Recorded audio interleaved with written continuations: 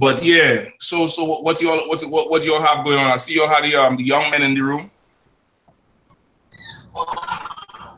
Yeah.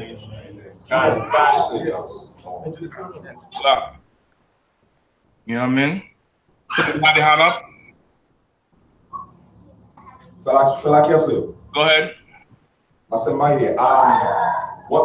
want to find out is what is the purpose of prayer and the different types of prayer, if there are different types of prayer. Definitely. Okay. 1 second. Bear with me one. Anybody else? Yes, sir. Next question.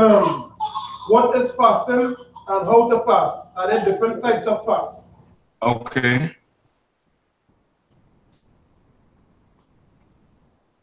All right. Anything else? Yes, sir. Go ahead. Who's that? Rocky. Rocky, what's going on, man? Good. Yeah, man, go ahead. Matthew 12 and 14. Okay. All right. No sweat. So we'll get and we'll start with them three. And anything else anybody else have, you know what I mean, we gonna get them as the class going, all right? Okay, so the first one was prayer, you said? Okay. Anybody know what prayer is?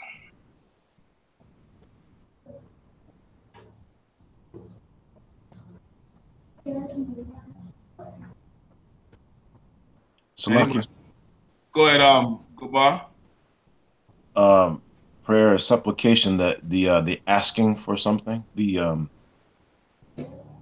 asking of something. Okay. Okay. Anybody else?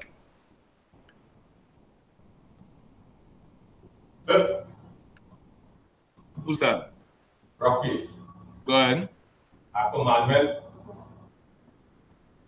When you say a commandment, what do you mean? If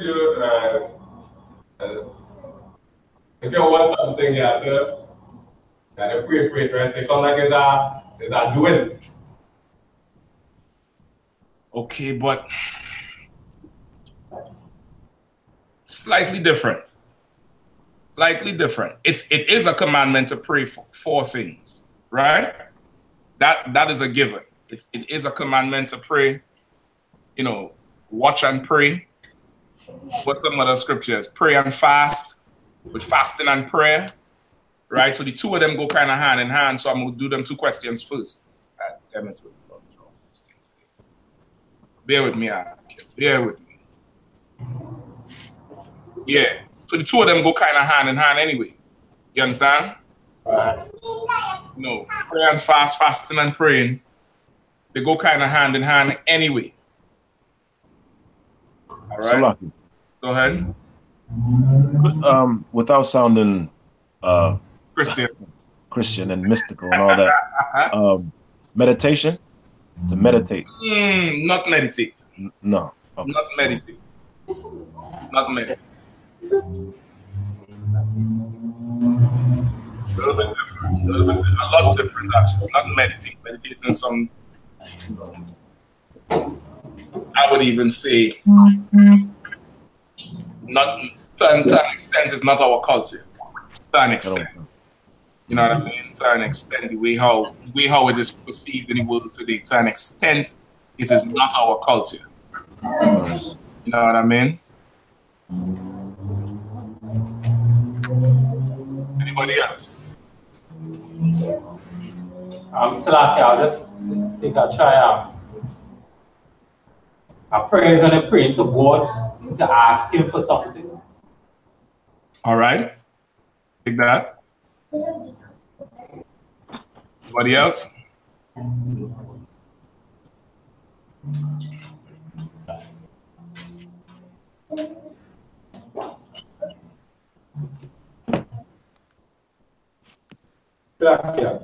Go ahead. Okay. Go ahead. Is Is it access to the throne of God?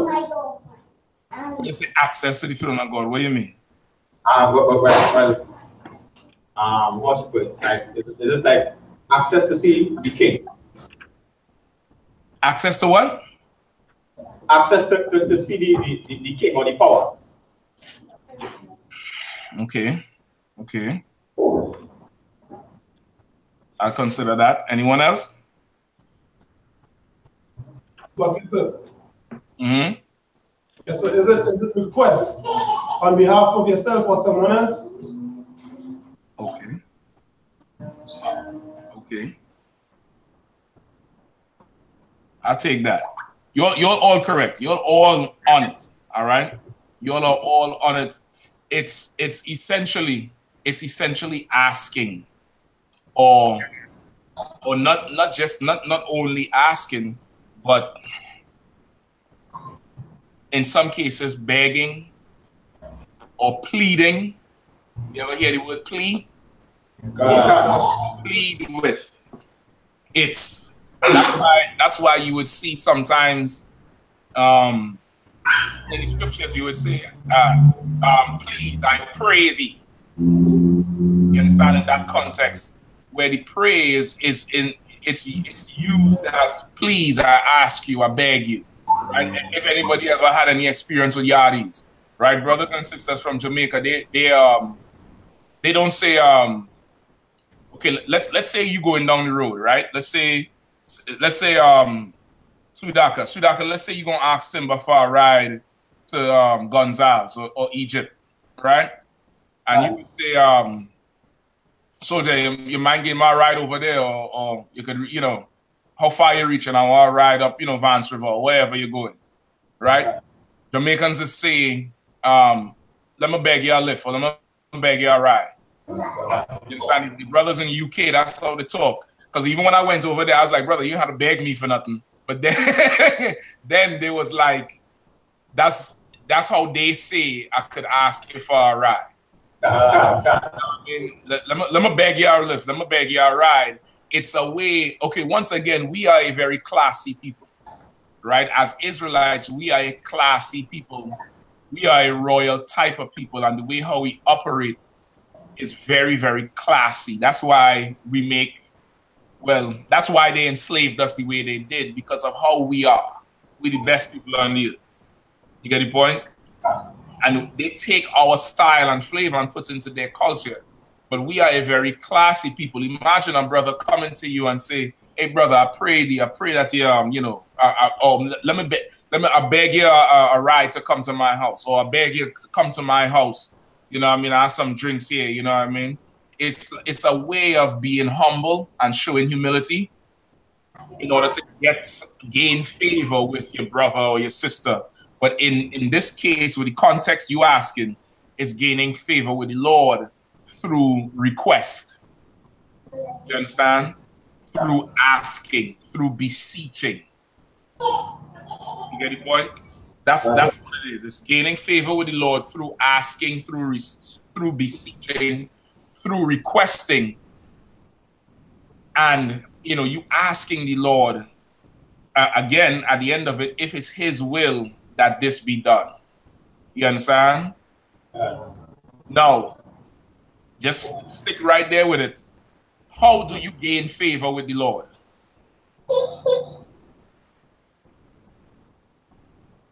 So, Lucky? Go ahead, Gaba. By doing what He says and following the commandments? By following the commandments. All right, everybody understand that? You have to follow the commandments of the Most High, because that's how you gain favor with the Lord. You gain favor. You obey Him. He is now more inclined to hear what you have to say. It's like if you have a little son or a little daughter, right? And they doing what you say. When they come to you for anything, even if it's, you know, they want to go buy one of them. You'll still have bourbon biscuits in Trinidad. Them bourbon. Right? Bourbon saved me plenty times. Y'all give thanks for bourbon. Bourbon. bourbon and one of them chubby, them little small chubby soda, that brother, bourbon biscuit, that is a staple if you're a young child. Bourbon, what's the other one? Rough Tops? Rough Tops. Tunnocks wafer bar. Brother, I'm telling you this, I'm telling you what you want to know for that. I'm trying to tell you, as a child, that is a staple. So now imagine you have a child that obeys you and does everything you say to them. House. And then when they go to school, they'll come home and say how, you know, so-and-so wanted me to do this, but I didn't do it because you always tell me don't do it. You'll be pleased with that child, right? And if that child comes home and say, hey, Daddy, I want to go Sando today to see a movie, you will be more inclined to take that child because the child obeys you. You get the point? You'd be more willing to go out of your way because this child is humble, obeys you, and the obedience is because they respect and revere you so much. You understand? And that's how we have to be with the Most High. We have to obey him so much that when we call on him, he hears our voice. You understand? And when we call on him, he hears our voice. So first thing you have to understand is obeying the Lord. The Lord ain't listening to you if you ain't obeying it. I'm telling you straight up, you're going to be praying as hard as you want, and nothing is going to get better. And it's a sign that if you're wise, you would start examining yourself and seeing where you're going wrong in your life. You get the point? The Lord not hearing you, right? Usually it requires some counsel. Usually it requires some sort of counsel to help for somebody who is not in your situation to help you see where you're going wrong. Because sometimes some things you're doing wrong is not that apparent to you because you ain't getting high, you ain't chasing holes, but you might be doing something that you shouldn't do either. You get the point? So sometimes you need counsel to help you out there. But the purpose of prayer is to asking the Lord to do something for you if he wants to do it for you. You understand? Not every prayer is to be answered. You get the point? Some people like Jordans. They want all the Jordans. Lord, let me get the new 4s as they come out. The Lord is not going to answer that prayer. Get the point? You want Jordans, go save your goddamn money and buy Jordans yourself. But the Lord, he ain't business with you on no goddamn Jordan. You get the point? You could pray that the Lord relieve some sort of affliction from you. That is real. And if he wants to relieve it from you, he will. You get the point? He will relieve an affliction from you. And the affliction could be relieved by what we would call a miracle, where the affliction goes away, or the Lord will open up a channel for you to see the right doctor at the right time to prescribe you the right medicine, and that affliction would be healed, would be appeased from you. Yeah, you get the point? So that's the purpose of prayer. Give me hold on.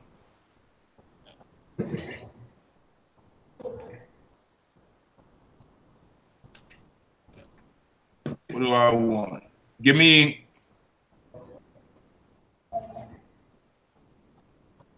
Acts 12:5.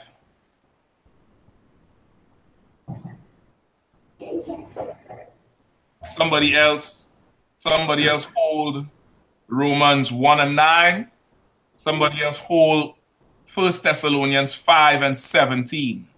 I want that one first. 1 Thessalonians 5:17. Right? Let me get that one first, and then we move to the others. All right? All right, no sweat. Okay, we're good. Done. Book of 1 Thessalonians, chapter 5:17. Pray without ceasing. Say it again. Pray without ceasing. Say it one more time. 1 Thessalonians, the book of 1 Thessalonians, chapter 5:17. Pray without ceasing. right? Pray without ceasing. Let that be tattooed into your mind, Doc. Let that be burned into your mind, etched into your mind, the forefront of your mind. Because as Israelites, brother, we have a lot to be grateful for and we have a lot to pray for at the same time. You understand? And we should always pray without ceasing. Pray without ceasing. What does that mean, without ceasing? Go ahead. Who's that? Clyde. Go ahead, Clyde. Constant. Constant, without it ending. Because why? Why does it make it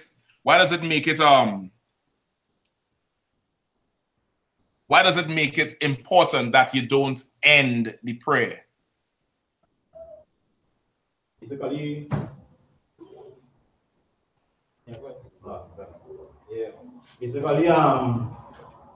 the life that Israelites living right now on earth, we need to continually pray because we're facing all manner of obstacles, whether it be from the heathen, whether it be from the spiritual level, which is Satan, you know. So, and it's the last days we live in, so we always need to keep praying to protect the nation and the family. All right. Okay, I'll take that. Anybody else? Go ahead, Rocky. I will say for everything, the good, the bad, the sad times, right through. No matter the situation. All right, you're praying no matter what the situation is. You're always going to ask the Lord for it. All right, I hear that. Anybody else?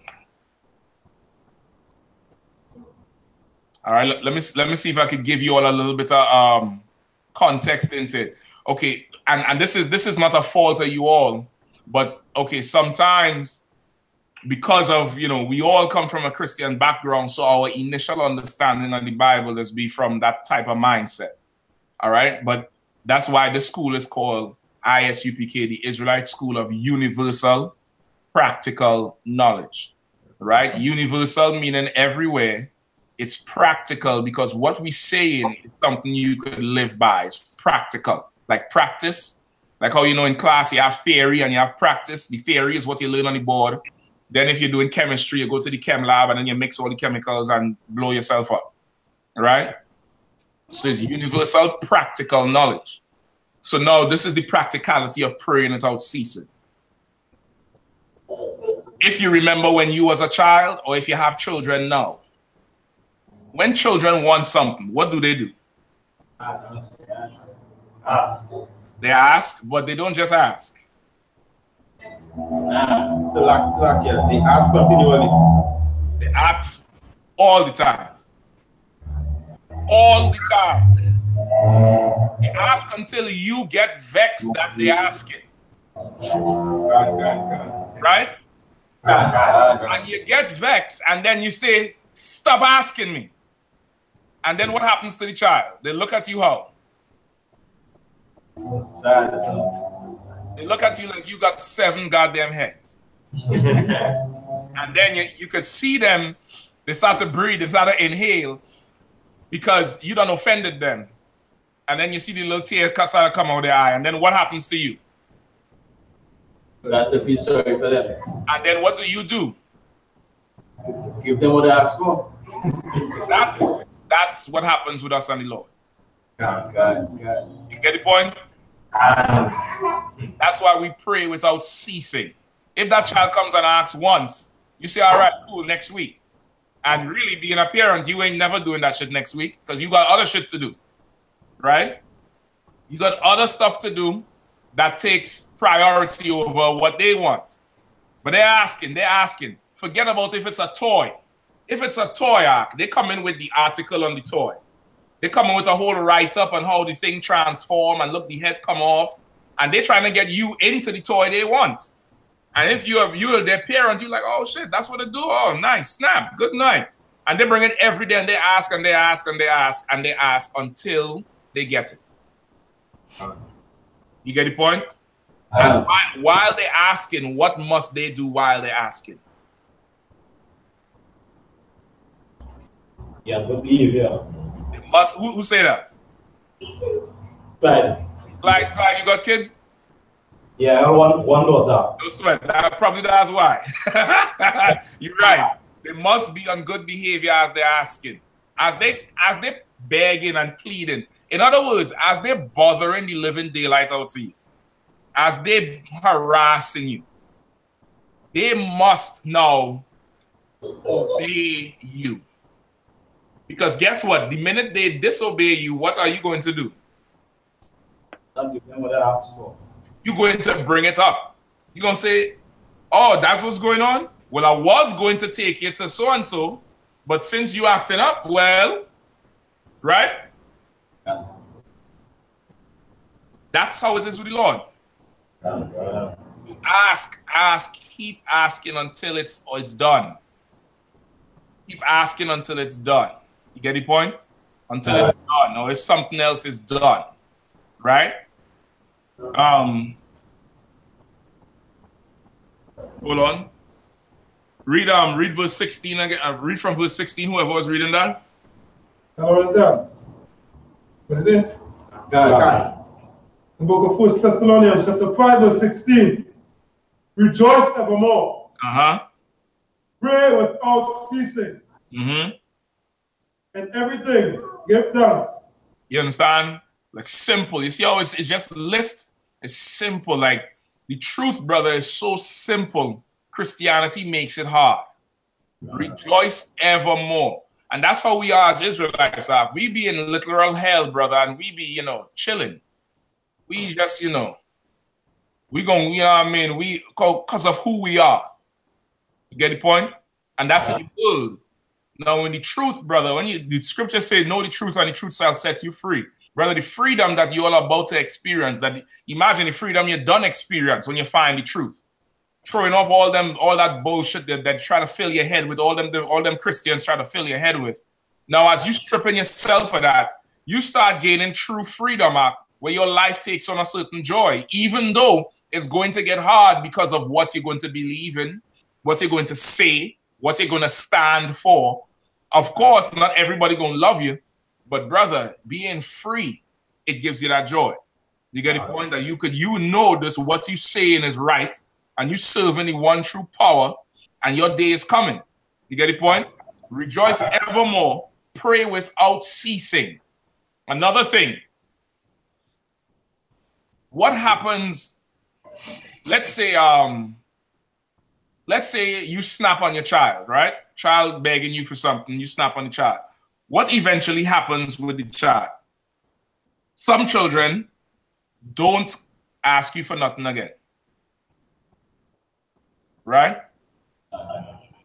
Some children will just be like, man, I ain't asking you for shit no more. Right? In this life, brother, as you praying, the life is made to break you. The life is made to take away your hope. You understand? It's designed to make you hopeless. That's why the heathens deal with us the way they do, because they want us to have no hope whatsoever. You understand? Even when they do us something wrong and we make it to court, we catch it on tape, we go to court and they still turn the justice upside down and let the offender go, because they have to crush our hope. They have to. Because in crushing our hope, guess what we'll stop doing? Guess what happens? Go ahead, Sean. And if you stop praying, guess what else you're going to stop doing? Stop hoping. Something else. Who up front? Somebody up front. The brother up front next to Galawan. Yeah, Akim. Akim, go ahead. You would stop being on good behavior. You would stop obeying the Lord. Where have you heard this before? You mean to tell me you waited on some man to come from the sky to save you?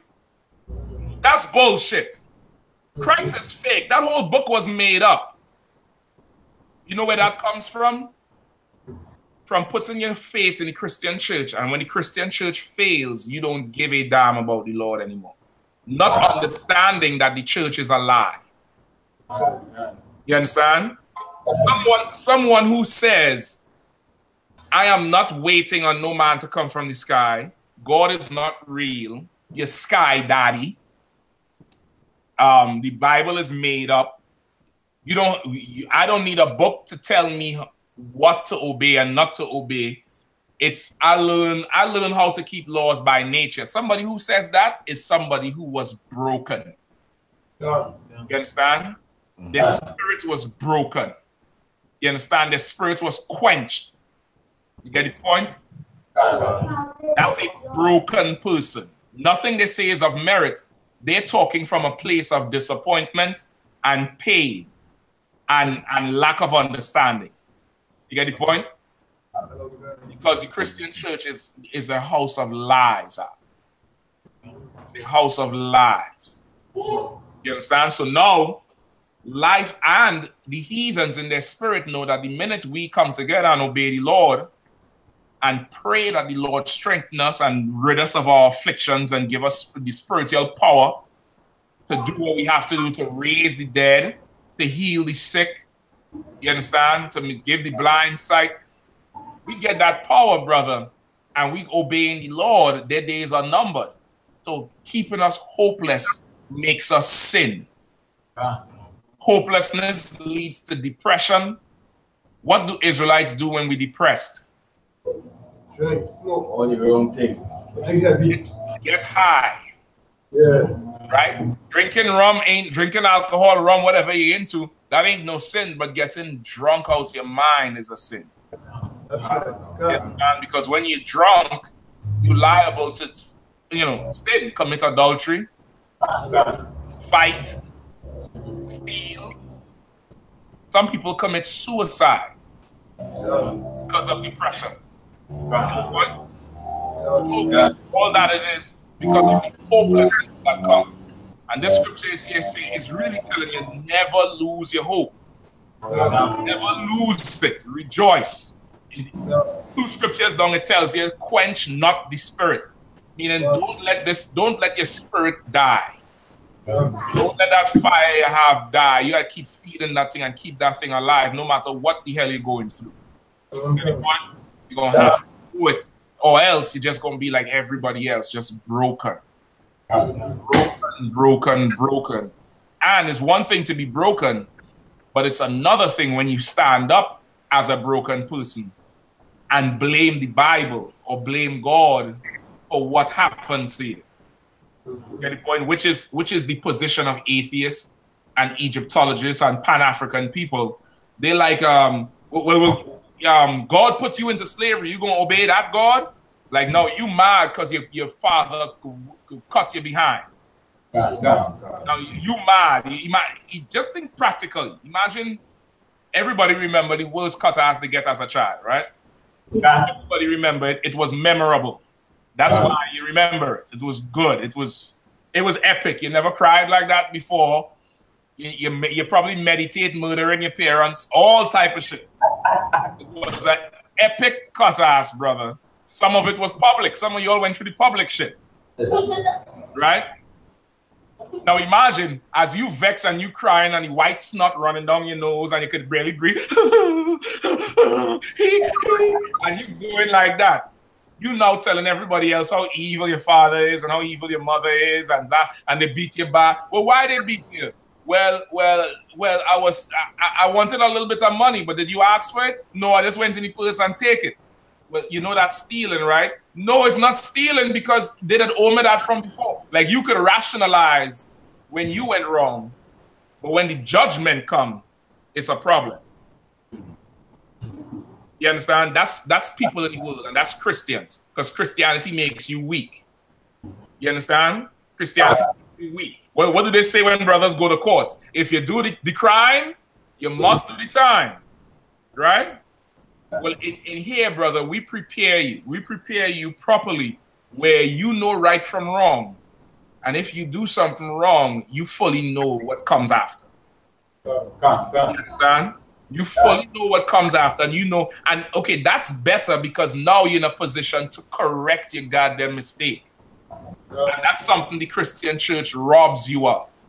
It takes away your ability to recognize that you're wrong and then correct your mistake. That's why the church is a mess. That's why the Lord brings judgment down on the church and makes all sorts of horrible things happen to people who are Christians because nobody is able to correct their mistake. You understand? Read again. Rejoice evermore on what? God, yes, sir. Right? The book of 1 Thessalonians chapter 5 verse 16. Rejoice evermore. Pray without ceasing. And everything give thanks. Go ahead. For this is the will of Yahweh and Yahweh Shai concerning you. You understand? This is what the Lord wants concerning you. In the name of your king, that's how the Lord wants you to operate. You get the point? You pray and pray without ceasing, because praying without ceasing, while you not stopping, you learning how to fix yourself. You learning how to obey the Lord. You learning new commandments you never knew before. You didn't even know you was breaking the law doing that. And now you start getting right. And as you getting right, the Lord start listening to you a little bit. Listening to you a little bit until you'll get the Lord fully on your side. You get the Lord fully on your side, brother, you're going to be able to do, miracles. You get the point? You're going to be able to do miraculous things. You're going to be able to look at a devil and tell them, get down on both knees and lick up the dust of your boots. Like in the UPK so many times. It's that, it's damn near shit. UPK got the whole market cornered on boot kiss. You get the point? You're going to be able to do it because the Lord, that's the power from the Lord. You get the point? Right, read verse 19. Verse 19. Quench not the spirit.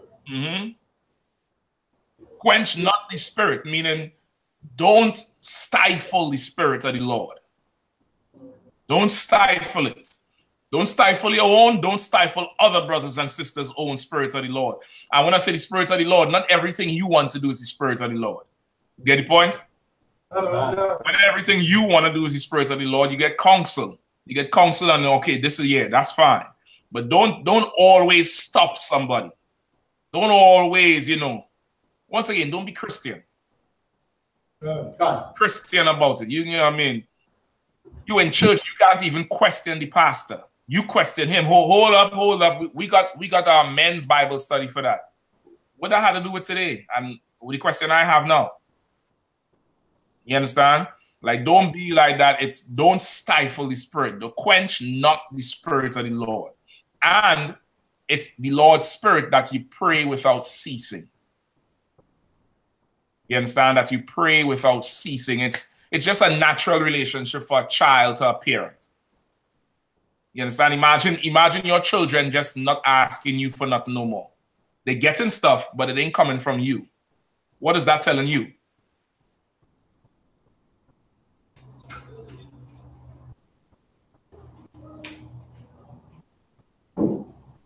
What is that telling you? Who got their hand up?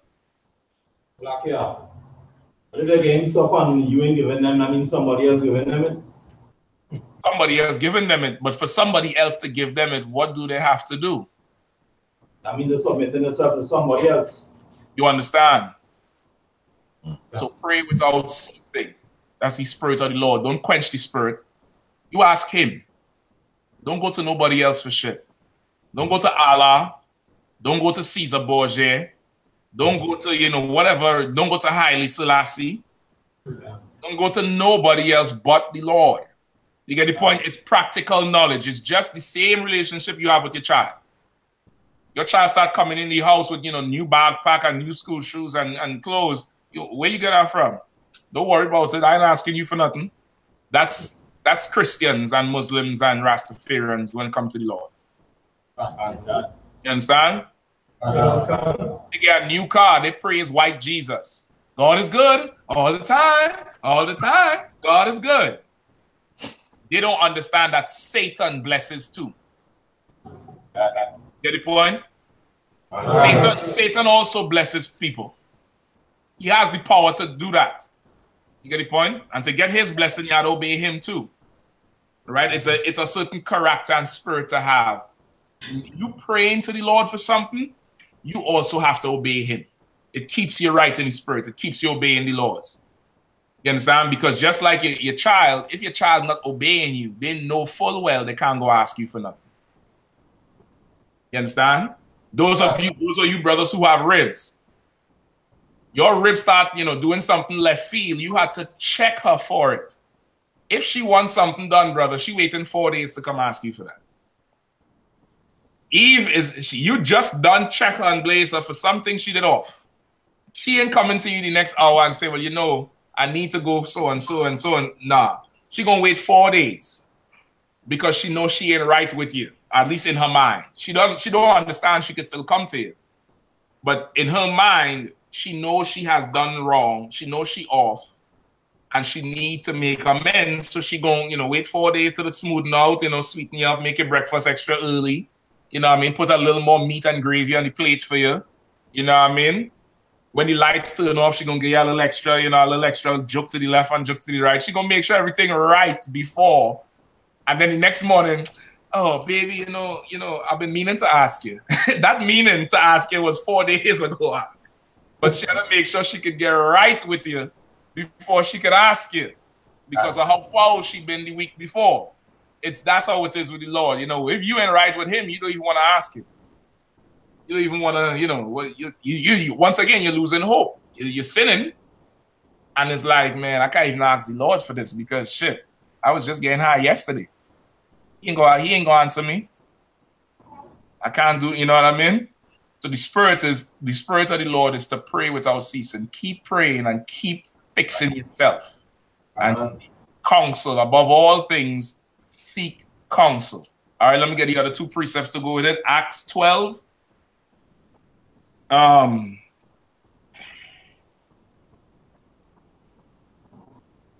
Acts 12. Start at verse 1. Real quick, all right?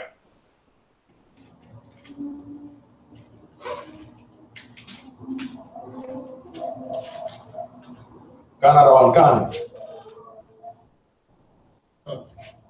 Acts chapter 12, verse 1. Now about that time, Herod the king stretched forth his hands to vex certain of the church. And he killed James, the brother of John, with a sword. And because he saw it pleased the Jews, he proceeded further to take Peter also. Then were the days of the unleavened bread. And when he had apprehended him, right.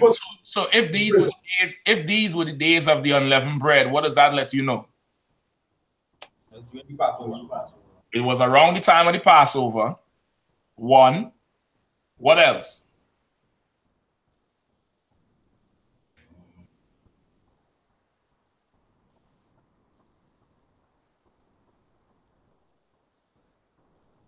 Who was James and John? Like I said, disciples of Christ. All right. So James and John were disciples of Christ. This was around the time of the Passover. What is it letting you know about James, John, and Christ?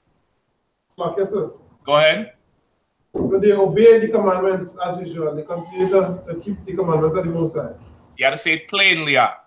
I know what you're saying and you're right, but you have to say it plain. Yes, sir. The disciples followed Christ. They obeyed Christ. They obeyed. You're still engagement. Anybody else? Rocky. Not Rocky. Who said not next to Rocky? Nigel? Nigel. Go ahead. Like I said, they kept the whole law. Boy, I thought you was going to give it to me. Come on, Akim. Come on, Akim. They kept the Passover. They kept the Passover. You understand? Let's slack it. All y'all was right, but I want it straight. I want it straight. I don't wanna kill the lamb and have to season it and then cook it. Bring the damn thing cooked. All right, I just need to eat. Imagine you go in a restaurant and you order some goat, and then the man show you a pen with some goat, with some curry and a pot. Don't look at him like, this nigga crazy. Cook the goddamn goat and put it in front of me. All right? Simple answer. They kept the Passover. So this is an all showing you where Easter had nothing to do with it. And Christians today are hypocrites because they don't keep the Passover. Get the point? So Herod sought to oppress the Jews. All right, keep going. Verse 4. And when he had apprehended him, he put him in prison and delivered him to 4 quintillions of soldiers. So who are we talking about here? Peter, right? All right, go ahead. To keep him, intending after Easter to bring him forth to the people. Right, and this mention of Easter is the only mention of Easter in the entire Bible. And of course, we went through it, how this is one of the changes or mistranslations. This is supposed to be Passover because this was in the days of the unleavened bread. And it's letting you know that this day after Passover is when they intended to kill Peter initially. You get me? Go ahead.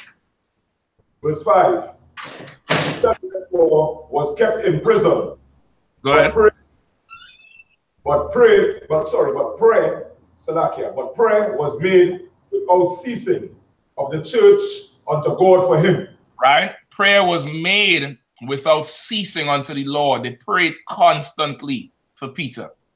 Prayed for him. Why did they pray for Peter so hard and so, focused and with purpose? Why? Who knows? Go ahead.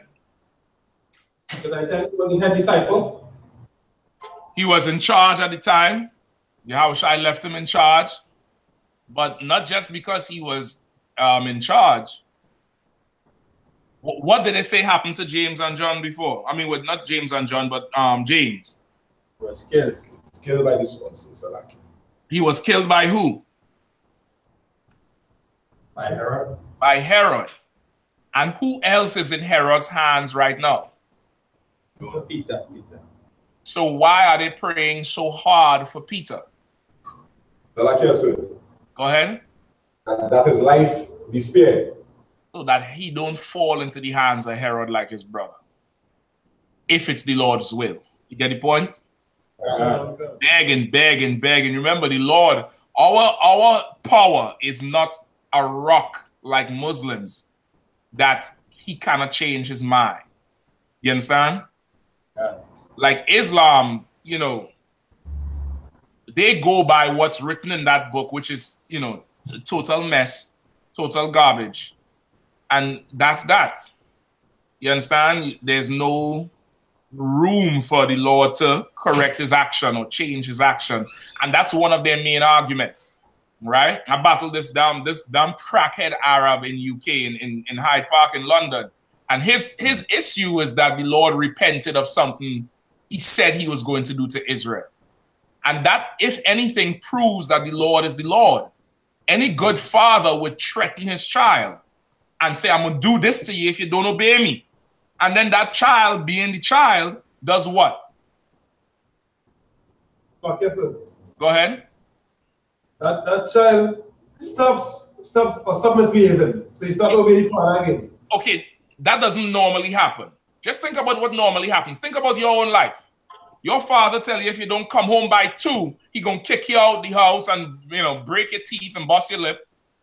And you being a young, irresponsible knucklehead, I know I was. Yeah. What do you do? What do you go and do the next time you go out? Go ahead, Rocky. Salakia, Clyde, Salakia, go ahead. Basically, you just try to test your father first and see if you go really punish him, if you go through any punishment. You go ahead and stay out any goddamn way. Why? Because your homies don't have a father like yours. Some of your homies, their father not in the house, so they could go home tomorrow morning at 10. But you may have a father who understands growing up without a head in the house, and he's trying to give you that and you some discipline, and you stay out. And then you come home late. And then you realize he's sitting there on the chair and you seen a look on his face you have never seen before. And all the masculinity and manhood has left the room. In your and then what happens? Listen, at that time, he gonna show you the difference between a man and a boy. You ain't getting licks with no belt no more. I'm telling you straight up. You know what I mean? Especially if you have Benjamin father, it's, you know, it's a scrap arc. You understand? Does he kick you out the house too? But did he say he was gonna kick you out? Yes, he did. He said he was going to kick you out, and then he did what? Beat you. Go ahead, Gabar. He beat you down and let you stay. But and letting you stay is what? So like mercy. Mercy. He had mercy on his son or his daughter. In some cases, his daughter. You understand? In some cases, it's the daughter. A lot of cases, it's the daughter. From the time she hits 16 and that chest start getting a little high and that tail starts standing up and she gain attention and all the Negroes with cars start, you know, picking her up 2 blocks down from the house. Sometimes she got to go through something like that too. And then the father beat you down or the mother whoop your ass good. Pull out all your goddamn weave, pull out the lace front turn into a lace back. You understand? God. And then when you realize shit get real, they let you stay. The beat down was mercy, and letting you stay is mercy. You know why? Because they're your parent, and they're your father, and you learn a good lesson. Now, if your father was Allah, it would be a rock and could not change its mind for mercy for its own children, so you have to leave. And now you're out in the street, more destroyed than one night disobeying your father. Our God is not a rock. He can't change his mind, and it's mercy. And the Apocrypha says it's the Lord's greatest quality, mercy. Having mercy on people. Mercy is the Lord's greatest quality. Go ahead, Sean. Like my father told me one time, say, it's better that I break your hand and your foot and have your mind in here than you're outside there and you end up there. That sounds real familiar to me. As you talking, I'm getting flashbacks right now. I'm ready to do this here. You get the point? It's mercy, It's mercy. Sometimes it's better the Lord hurts you than you go out there and get hurt out there.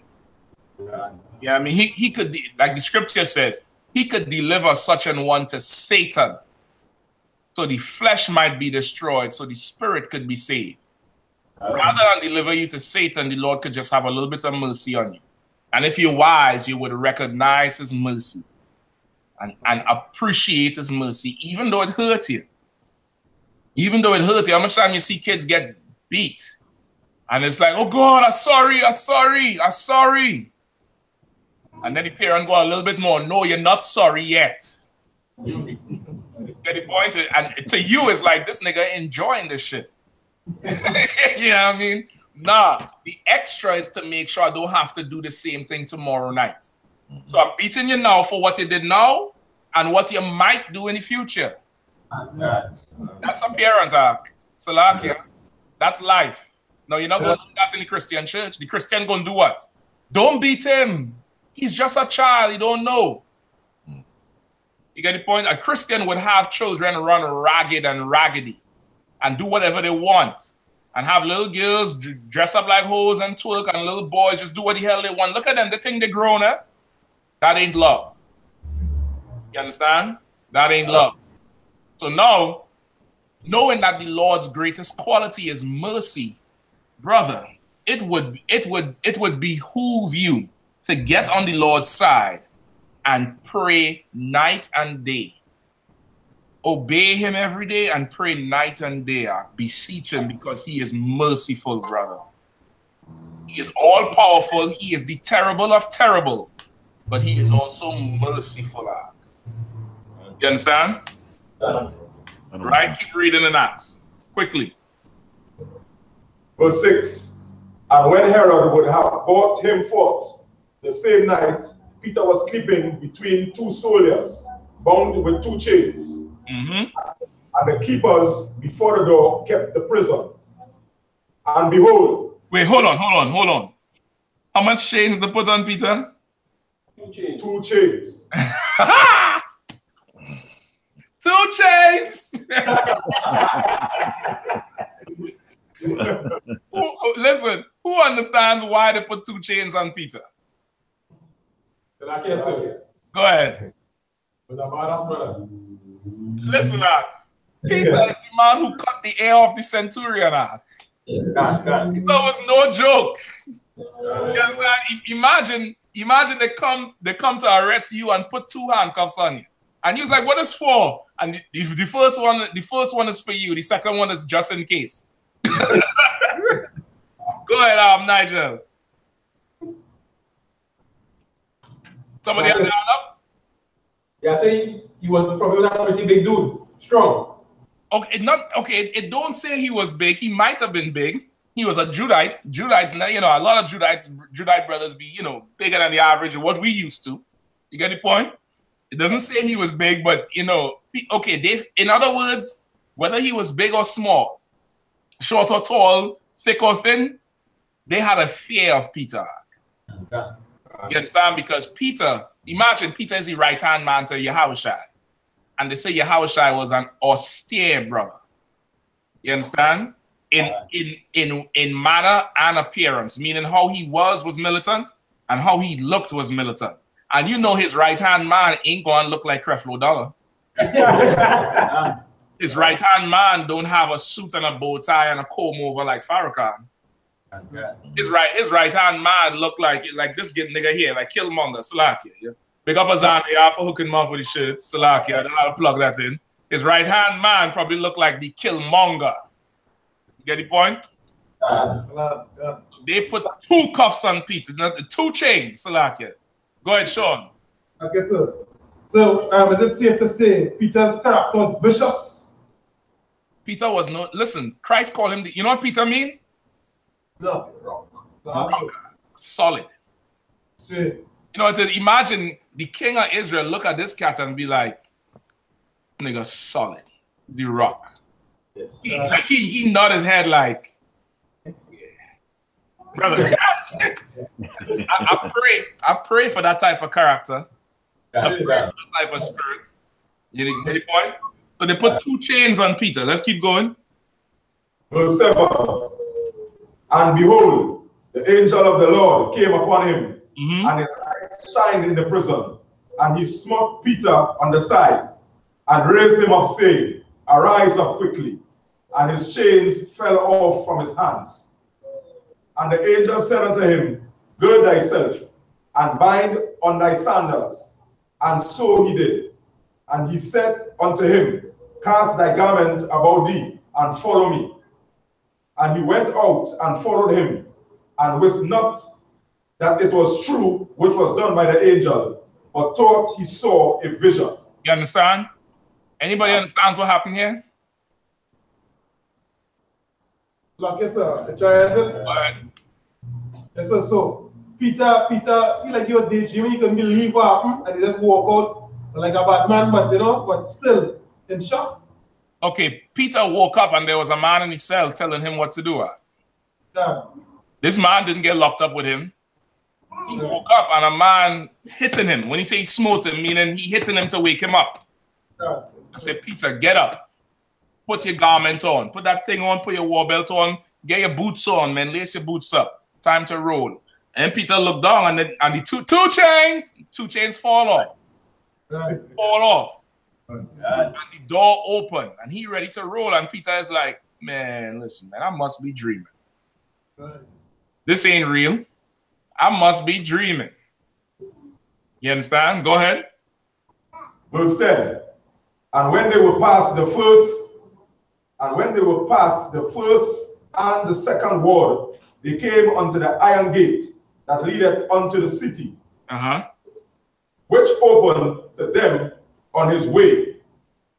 On his own, like on his own accord. On his own accord.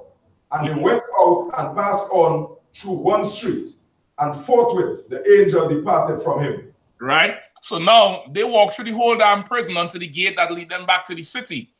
And as they walk through, the gate unlocked, nobody unlocked the shit, and then they turn around and the dude who was there with them gone. Go ahead. Verse 11. And when Peter was come to himself, he said, Now I know of a surety that the Lord had sent his angel. You understand? That's what I'm saying. Like when Peter woke up, he didn't see a 10-foot tall, four-faced being with wings. He saw a man in the cell. You get the point? And then the cell opened and the things fell off and he walked the hell out normal. Nobody stopped him, nothing. And after he's like, damn, that was the angel of the Lord. You understand? Go ahead.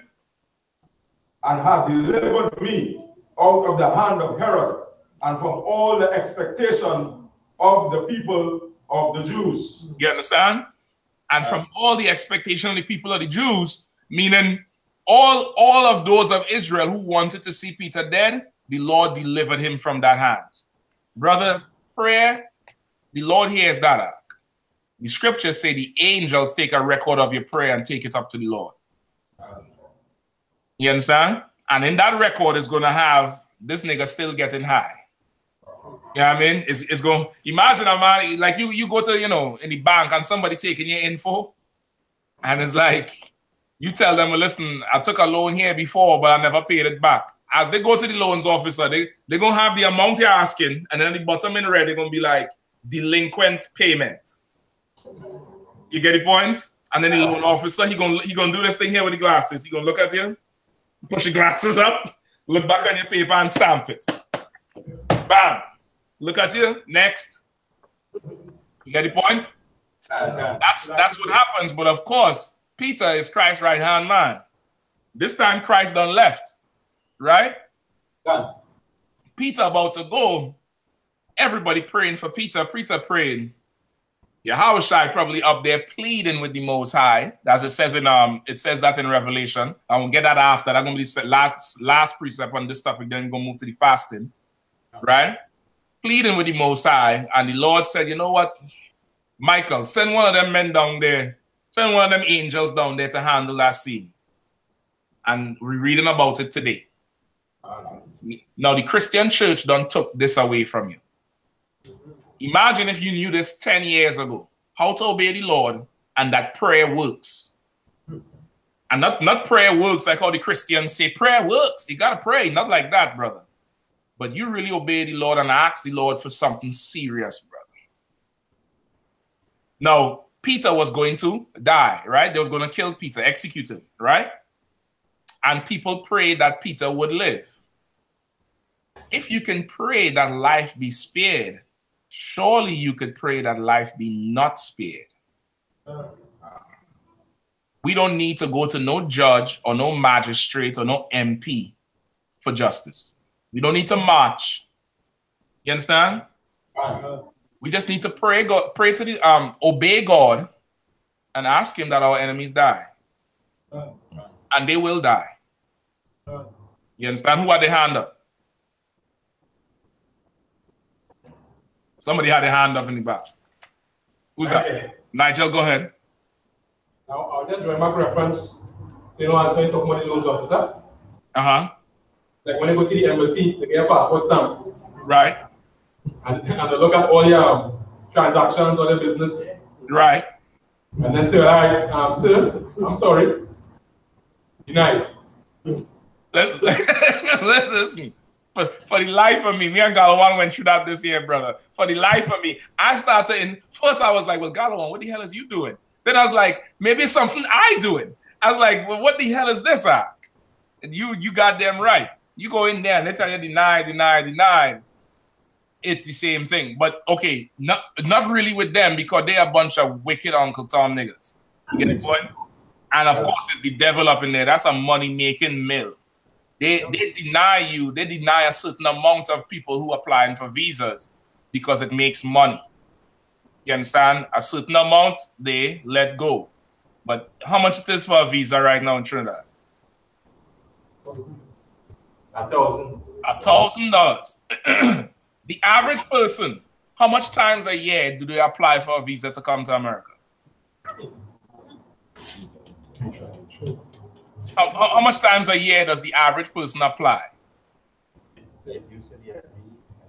Let's say you apply now, right, Nigel? You apply now and they deny you. How long again before you apply again? Do you wait a year or do you wait a couple months and go back? A couple months.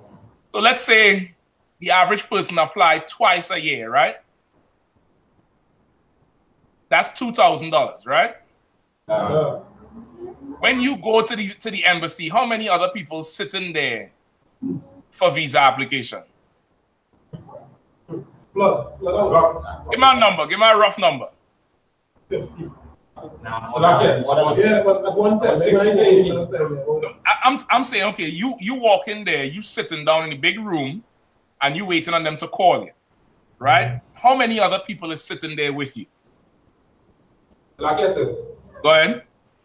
About 60 to 80 at 8 o'clock in the morning, and they are different times. 60 or 16? 60.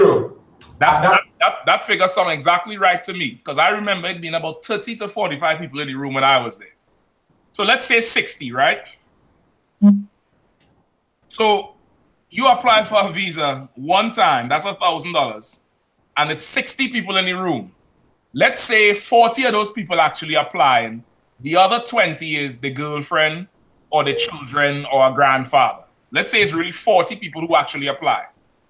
Once again, we're being conservative. So for that day, how much money did the embassy make? Well, not that day, for that hour, because, you know, it's every 2 hours is a whole set of new people coming in.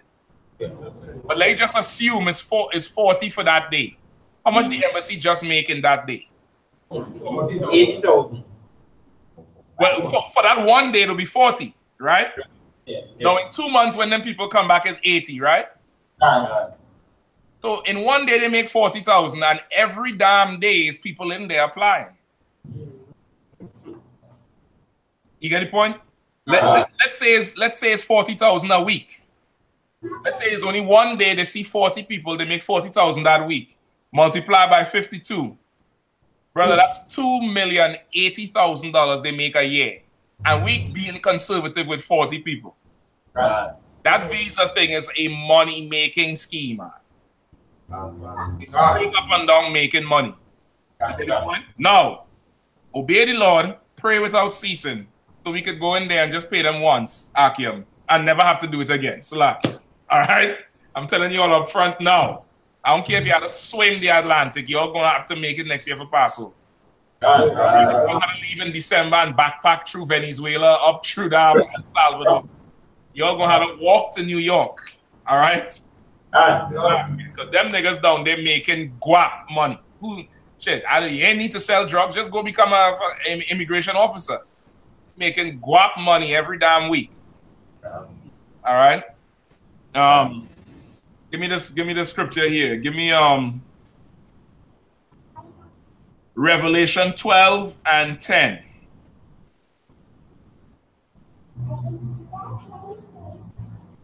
Start at 9.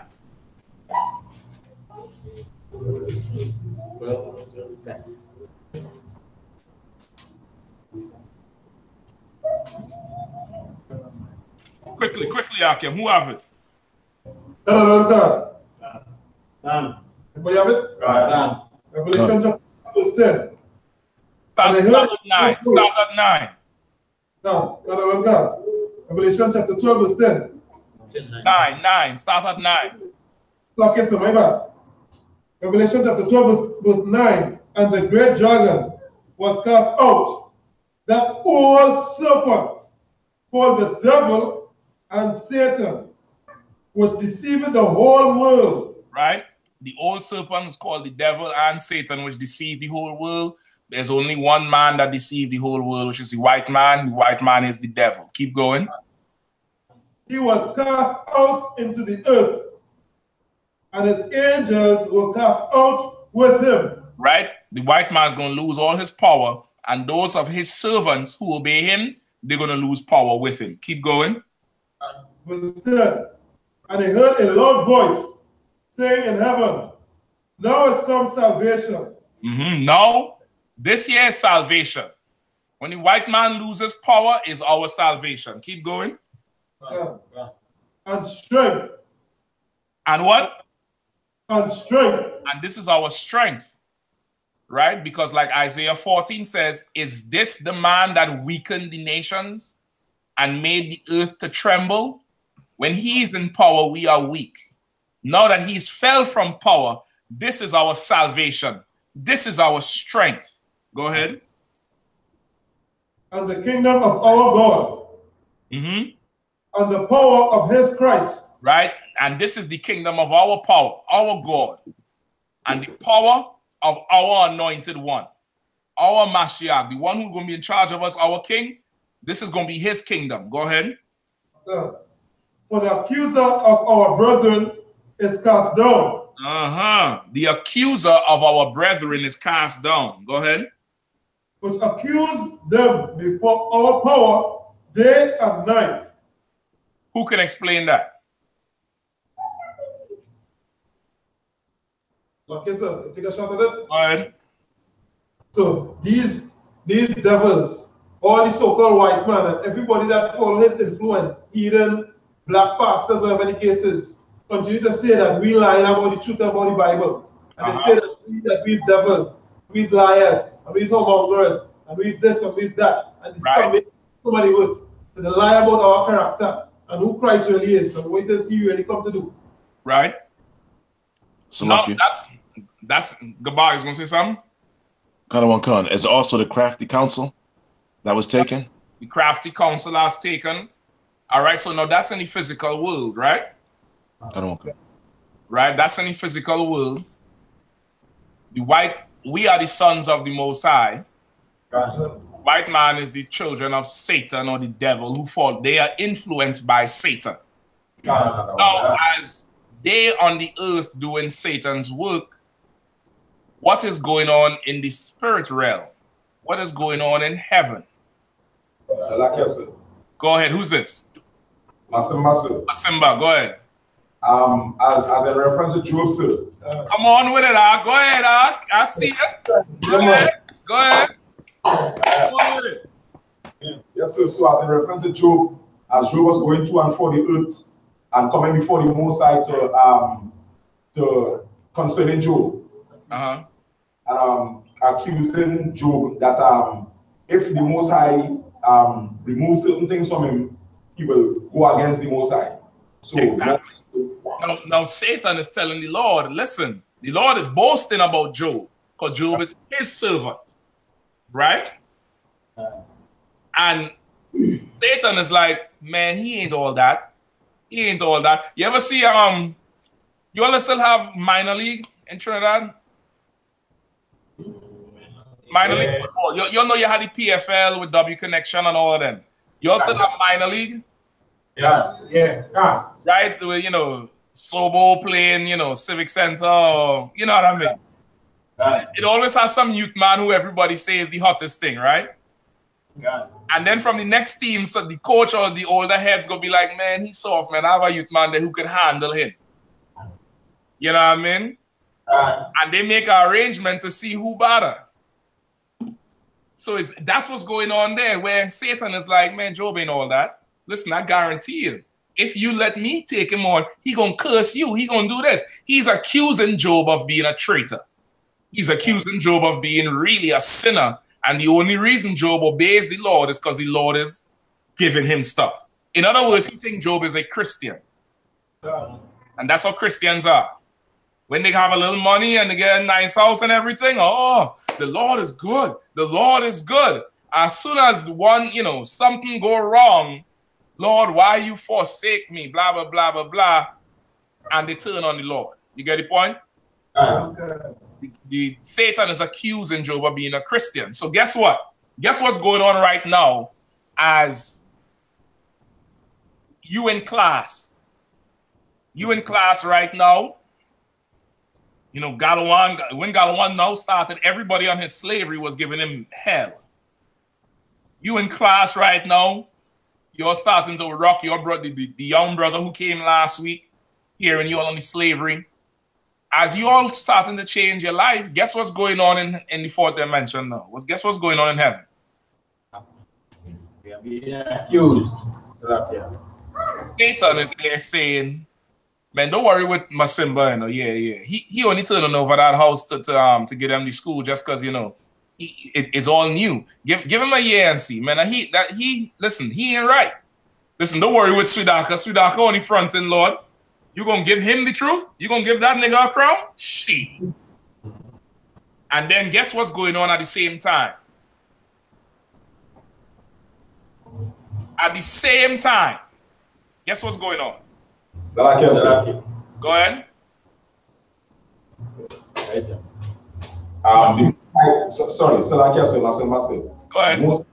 Most High, on the other hand, is trying to make boast of us also. Not the Most High. At this point, the Lord is done with us. Remember, we're supposed to be dead. Yeah, how shall I say? Come on, Nigel. Come on, Nigel. At this time, we'll get the physical aspect of it, in terms of the pressure, the accusations. Okay, that's true. That's true. That's what's going to happen. But as Satan is in the fourth dimension telling the Lord how much you don't deserve a crown and you don't deserve a second chance, and bringing up everything you did in the past. Everything you did. Remember, you giving him the truth? Remember when he did this when he was 15? He should have never listened. That's him. So now right there now, all black. Guess what's happening in the same room? Come on, up front. Who's that up front, Sudaka? Sudaka, sir, I'm going to take a try. Is it are the angels taking record of what's happening right now? And the angels taking record? All right, let me help you all out. Let me give you a hint. Anybody ever been to court? Right? Some of you have been to court a little more than others. Ain't no sweat. Listen, use that experience to explain. When you go to court, there's a judge sitting down at the top who he has all power, right? You in the courtroom, they're talking about you and how evil you are and your background and your this, your that. The prosecutor telling the judge about you. And as the prosecutor telling the judge how wicked and evil you are, what does your lawyer do? Go ahead. You make intercession on every behalf, sir. He come in and say, wait, hold up, sir. Your Honor, objection. That is not correct. My client did not, he did this when he was 12 years old. He knew no better and he has made amends for his past. As Satan accusing you before the Lord, and the Lord looking down, Yahawashi steps up and says, Salaki, sir, I know this young man. I know this young man, Sudaka, he didn't understand a lot. I know Galawan, he didn't grow up in the truth. But since he found the UPK, brothers changed their life. They made my death worth it. They made all that suffering I went through. You understand? And I know how much I know how great and merciful you are, Lord. I understand this, and I know what I had to go through just to change your mind. I know you was going to kill all Israel, and rightfully so. You should have done it because we disobeyed you, and we have shamed you before the nations, Lord. We made the Arabs laugh at you. We made the Christians laugh at you. We made the Africans laugh at you. But Lord, I done turned around and changed my life around and came back as Yahawashi and did it and gave you great honor. And I gave my life for these brothers. And you see that room there with Galawan and Swidaka and Masimba and Nigel and Sean and all of them, and Akim and Andrew and Rory in the back there and all the kids. Listen, listen, don't listen to Satan, man. F him. He ain't know what he talking about. Them brothers is righteous men. They deserve it. Give them some more time, Lord. Give them time. Let me go water the crop. Let me re-manure the crop and watch this tree grow and blossom, Lord. Give them some time. And then the Lord sit back in his throne of fire. You know, he fly as hell. He's sitting on a chair with just fire. Fire. And he saying, and then Satan said, but Lord, they was getting high. Shammai. They was getting high. Quiet. All right, Yahawashi. I hear you. I'm going to give them some time. But by the time I'm ready, they better be right. Or else I'm sending you to cut their heads off. Understand? And then Yahweh Shai look over to Satan like,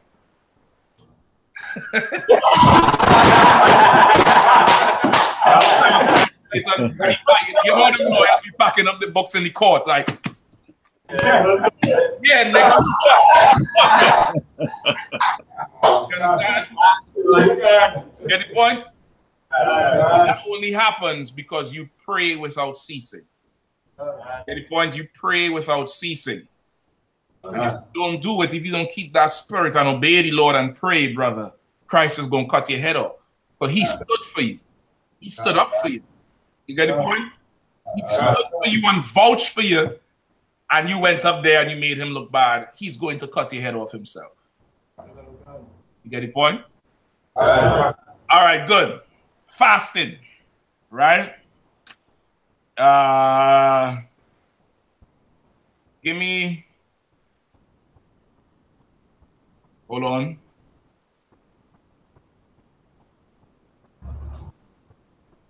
Give me Matthew 17.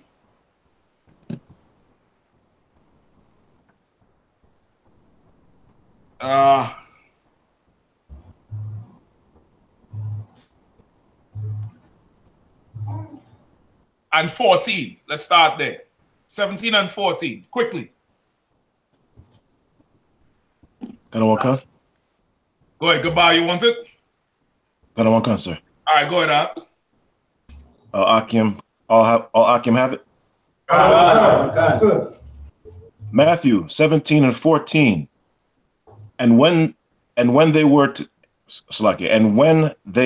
come to the multitude, there came to him a certain man, kneeling down to him and saying, Most High, have mercy on my son, for he is a lunatic and sore vexed. For oft times he falleth into the fire, and oft into the water. And I brought him to thy disciples. Okay, let me stop you there. So now this man come to Christ to ask Christ to heal his son. His son had a demon, right? He was like how we would say he crazy. He a lunatic, he mad, he insane, where he would fall into the fire and oftentimes fall into the water. What does that mean?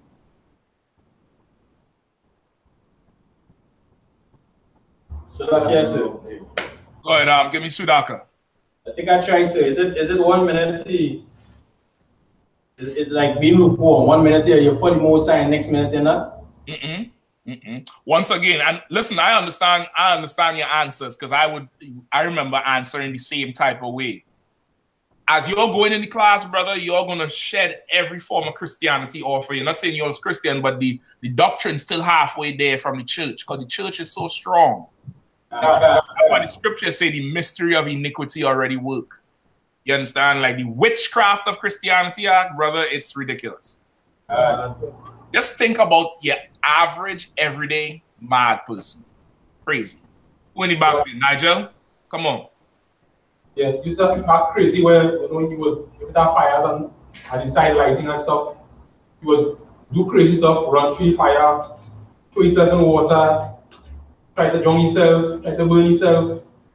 That's what is he trying to do? Trying to harm himself. Trying to harm himself. Remember, he is afflicted with demons. What is a demon's job? Sudaka. What is a demon's job? Take your life, sir. Say that again. Take your life. To take your life. One more. Okay, sir. John. Yes, sir. To torment a person. A little bit more than that. It was more on what Sudaka said. Tormenting a person is right, but once again, the scriptures say now that we have this knowledge, we use great plainness of speech so all could understand. It's not enough to say torment someone. You got to paint the picture so they understand what's going on. So it's more, the answer looking for is more on the line what Sudaka said. It's to make you kill yourself or destroy. So destroy the host. Something else. Give me Clyde. Huh? Destroy the host. Which is destroying yourself. Something else. Nigel. To hurt someone else. That's it. A demon's job is to make you kill yourself or to kill someone else. That's why you always hear what? Murder, suicide. Yeah. You ever hear that shit? Like that nasty East Indian who chop his mother up.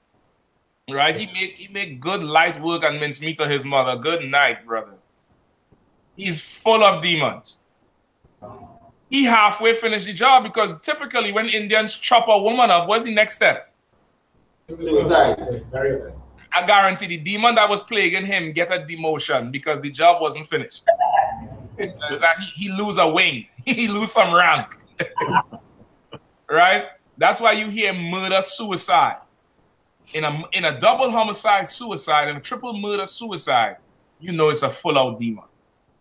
But this demon got this person to kill other people and then kill themselves. You understand? For those of you all who don't know, we have a class on it. You just check back the Trinidad account. But the precept for that is when Christ got the demons out of the brother in the tombs and drove them into the herd of pigs. Once they got into the pigs, all the pigs ran off the cliff and killed themselves. You understand? Like a demon's job is to make you destroy yourself or destroy somebody else. And now that you're in the truth, you examine yourself when you're dealing with people to know if you are destroying them or if your dealings with them are destroying yourself. You get the point? It's a good gauge to let you know if this is you or this is a demon. You get the point? This is a demon that you're listening to. You understand? So now this brother, he had a son who was full of demons, who would throw himself into the fire, set himself on fire. Don't you see people doing that? They had the you'll see the fire challenge where they'll throw, rubbing alcohol on themselves in the shower and light themselves on fire and then run into the water and then slip in the bathroom and break the damn foot. Yeah. Now it's so heavy that they're doing that when the Bible says this is a lunatic who would throw himself into the fire and then into the water. But this is the fire challenge today. That's why you shouldn't follow every trend you see on the internet. Don't follow nothing you see on the internet unless it's UPK. Put it like that, right? Right. So he bring his son to Yahawashi to get healed. Go ahead. And I brought him to thy disciples, and they could not cure him. So now he brought the young man to the disciples, and the disciples couldn't deal with it. They couldn't deal with it. The demons was too strong for them. You understand? Too strong. Go ahead. Verse 17. Then Yahawashi answered and said, O faithless and perverse generation, how long shall I be with you? How long shall I suffer you? Bring him hither to me. Brother, somebody explain that to me. Gabar, not you. Okay. Dalawan, not you either. I know y'all done already get the breakdown. Come on, Nigel. So like I said, and I always say, all you had because how much thing I will show you again. How much time I will show you again what to do. Head hard. Christ was no Christian. I'm telling you straight up. Christ was not no Christian. Christ checked them. He checked the shit out of them, brother. He cursed them out. You understand? He cursed them out because they could not do the job he was training them to do. You understand? Now, what we're reading about is all the times, the little incidents that happened with Yahawashi and the angels not the angels, the disciples was there, and the Sadducees and Pharisees would come up and challenge him. But there's other stuff we ain't reading about. Like when they was in class learning, when Yahawashi was teaching them over and over. Remember, they rolled with him night and day. So he prepping them. That's why he say, how much longer you think I'm going to be here? Listen, somebody had to handle this shit, man. Meaning not one of you all know how to handle this shit? No problem. Bring him to me. Trying to give you some power. I'm trying to set you up to handle the nation. But you're not paying attention. You're not focusing. You're not applying what I'm teaching you. Spend time with you. Nurture you. Help you out. Now it's time for you to handle this business. I had to teach you and him. Why? Because you're not paying attention. He checked that. Any point? He brother, check that. Go ahead. Verse 18, and Yahushua rebuked the devil, and he departed out of him, and the child was cured from that very hour. You understand? I'm going to give you an example of how it is. Sometimes you see a sister, right? Sister with a young son, right? And you know how young boys are. At a certain age, young boys, how are young boys? Young boys do what? Like I said, Go ahead.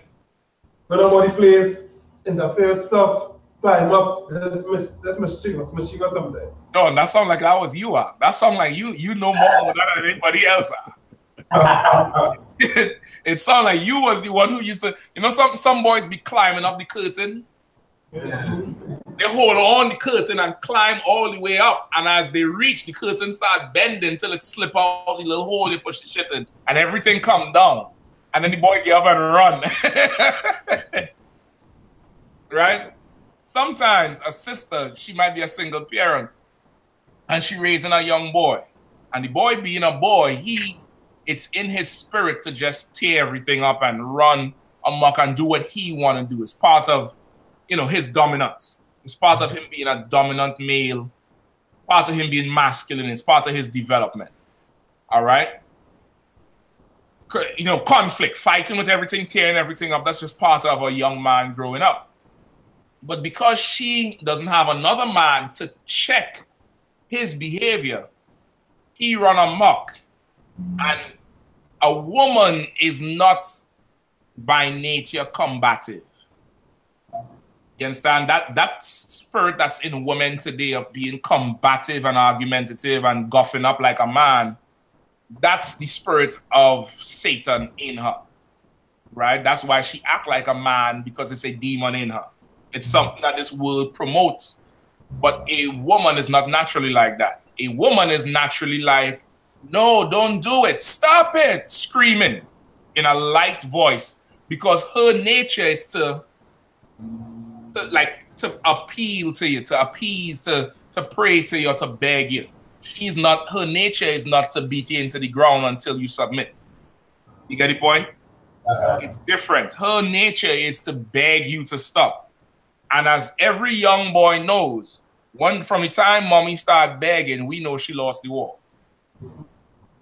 You start begging, I would stop. So-and-so, stop. I tell you, stop. From the time we hear that, shit, it's a wrap. It's a wrap with you. Yeah, I hear you, mommy. All right. Come back home on time, man. You hear me? I don't want you out there. All right, cool. Yeah, whatever. Why you come in so late? So-and-so, anyhow, I'll cook your food for you. All right. Now, this ain't knocking your sisters. Listen, you can't handle it. That's why you need a man in your house.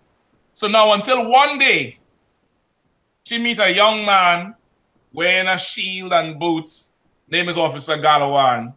And Galawan unleashed the full-out lion on that boy. He roared that boy. And that boy gets straight. Because for the first time in his life, he got checked by a man. And his initial reaction is to do what? Cry and run to mommy. Because he never heard that before. And he might even think Galawan hate him. But over time, he is going to get used to hearing that bass in the voice. He's going to get used to, he's going to make the transition from hearing stop, to, hey, what's going on over there? That bass make Negroes freeze, It make you stop in your tracks. It make you start thinking about your excuse while you're doing the bullshit you're doing. In other words, the demon is leaving you, and now you starting to process in your mind. That's an example of what happened with Yahushua and this young man. You get the point? But of course, Christ had spiritual power. But I'm trying to give you the closest example I could see, because most people have witnessed it. Seen a kid running around acting the fool until a man steps in and, you know, yell at the kid. You know, put some bass in the voice. You know what I mean? And fully checks the boy.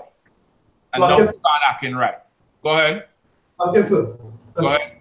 When they're talking about it, I realize that my nephew, so I practice that with him, so you cannot get in line and you'll obey. You wouldn't obey my mother and my sister, but you do that. But what I didn't understand though, because I see, according to the Acts 19, demons do not obey vagabond Jews. So I wanted to find out now.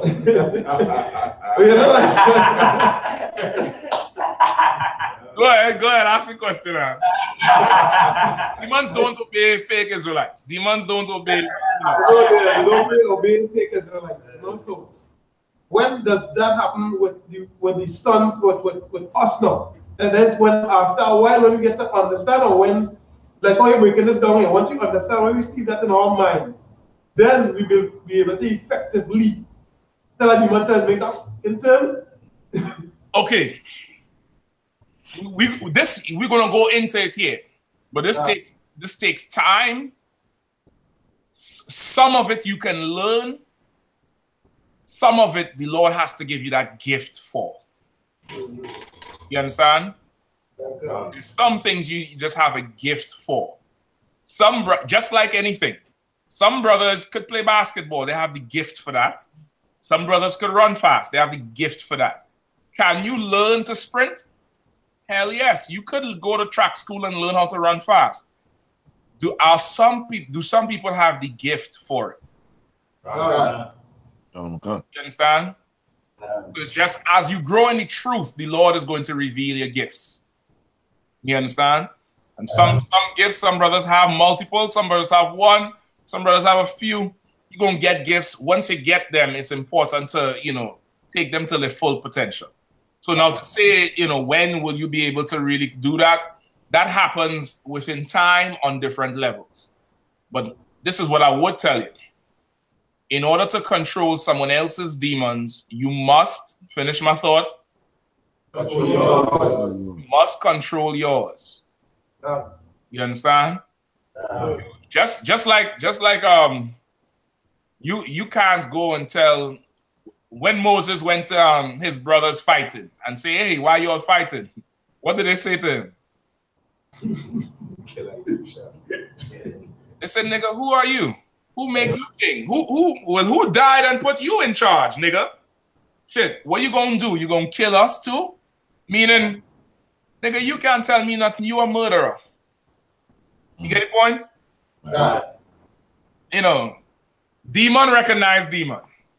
But demons also recognize somebody who is stronger than them. You understand? Demons also recognize that shit. And that's the spirit of Yahushua. And you can't get that. You can't get ultimate power. You could get, Christ said, you will do more miracles than him.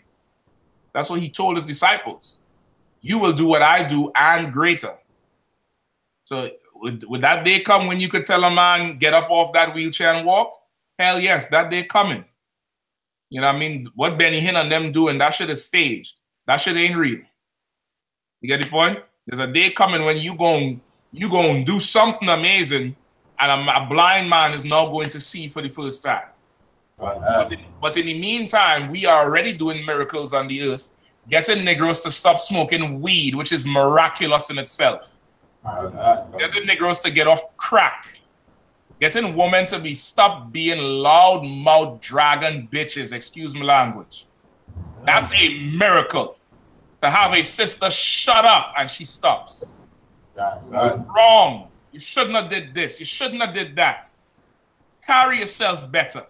When you walk in your road, you represent me. You don't need to be arguing in the street with no man. What the hell is wrong with you? But I said quiet. You understand? Like you could do that right now. That is a full outright miracle. It's so miraculous.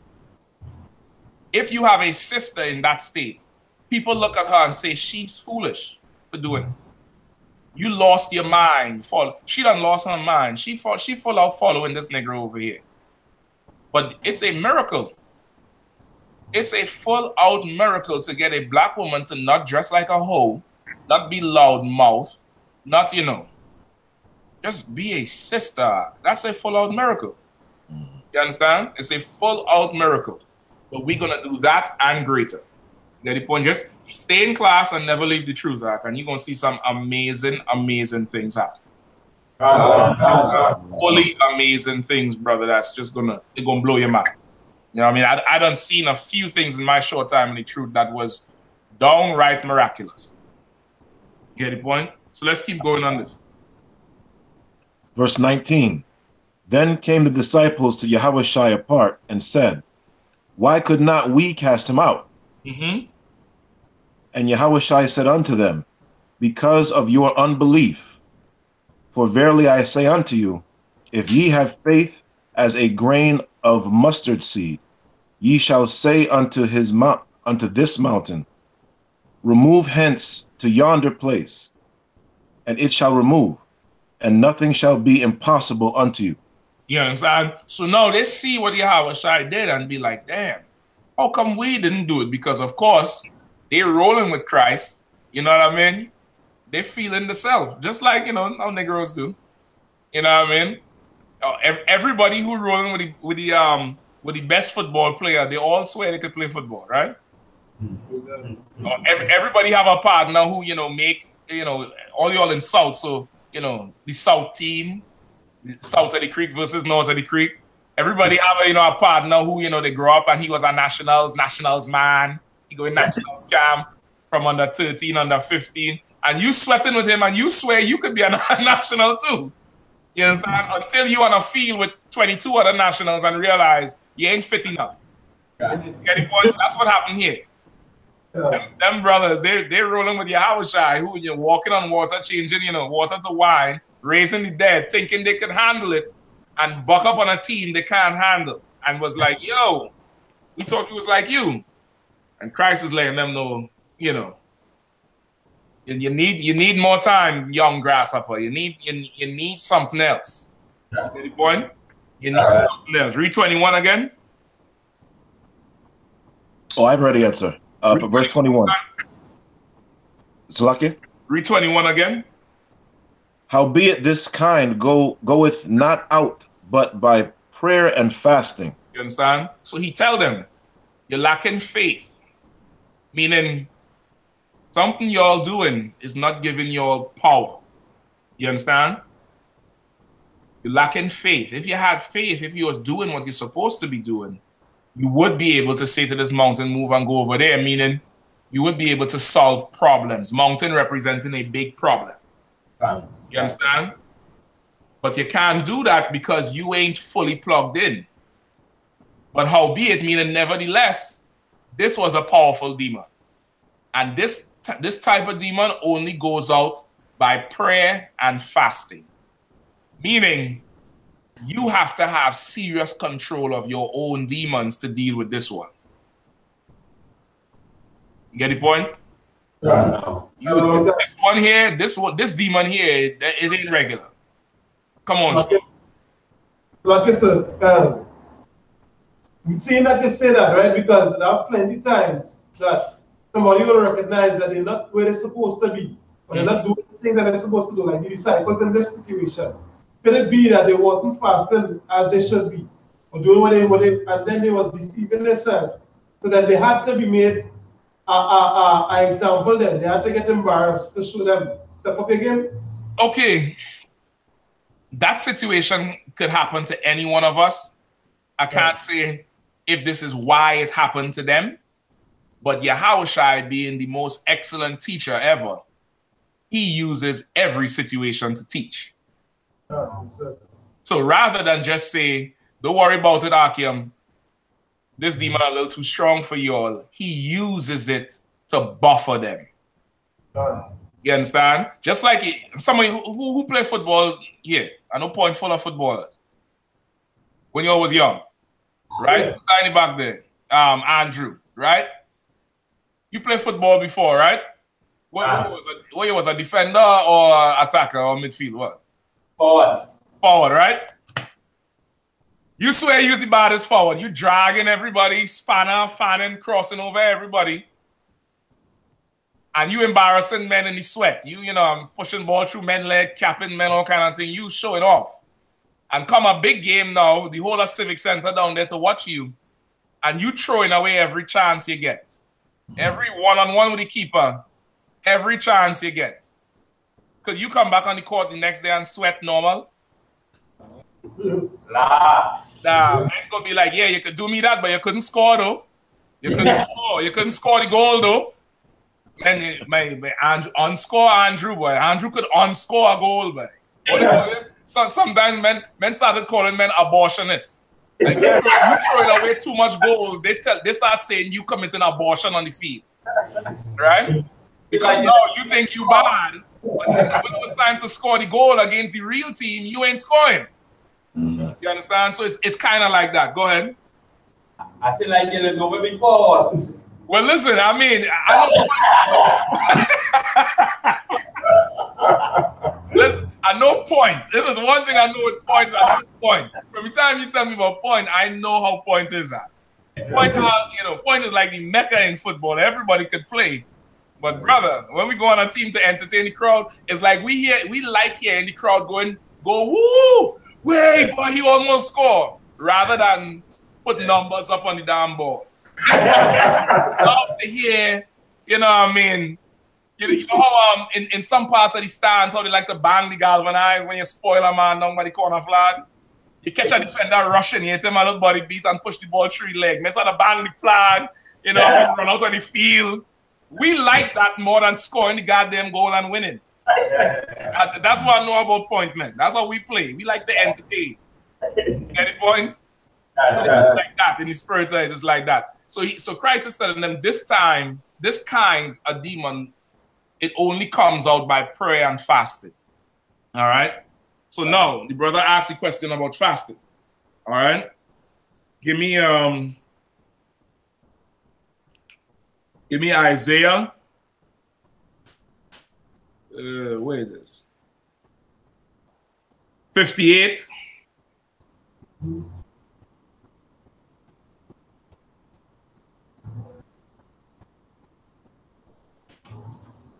And 3.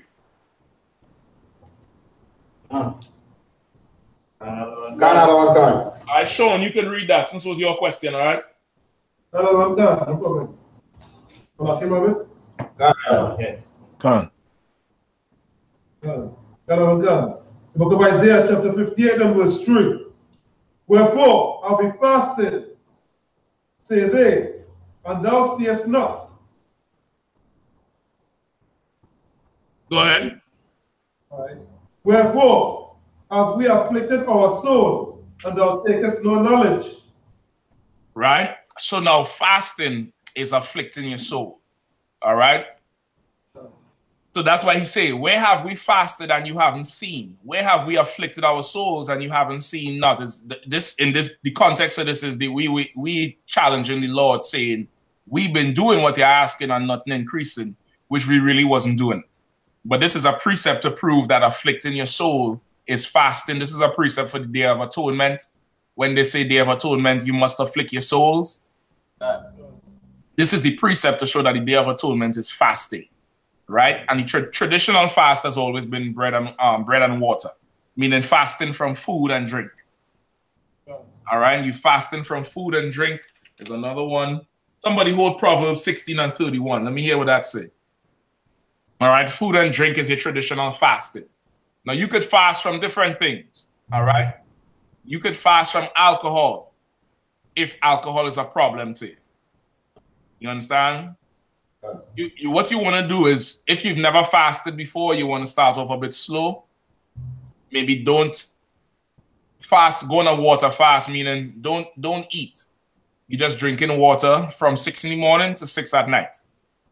All right? And you're not going to walk around all, looking hungry, and all the white squall in the corner of your mouth looking like you're begging. You're going to, grease your beard. You know what I mean? Get that hair braided down and looking right, and you still in the right spirits, even though your belly hurting, even though your navel touching your back. Right? You're going to drink that water and pray that the Lord give you mental strength or spiritual strength to not buckle under pressure until you could go home and break the fast. You try that. You try that once a week. Right? Then you could increase it. You could go on a water fast for 24 hours, meaning you're not going to eat for a whole day, or you could increase it by no food or no water between 6 in the morning and 6 at night. All right? And you try that and you see it. And you carry. Now, when you're fasting, your mouth gonna stink because your gut's empty. So you walk around with a little tube of toothpaste and a toothbrush. You brush your teeth throughout the day. Wash your mouth out with some water. Spit it out. Don't Satan gonna tempt you to swallow. Spit that bitch out.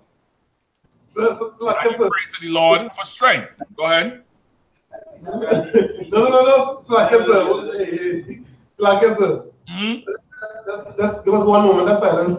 That's a kill. That's a strong one. That's dying in the room. He afflicting your souls. That's what's going on.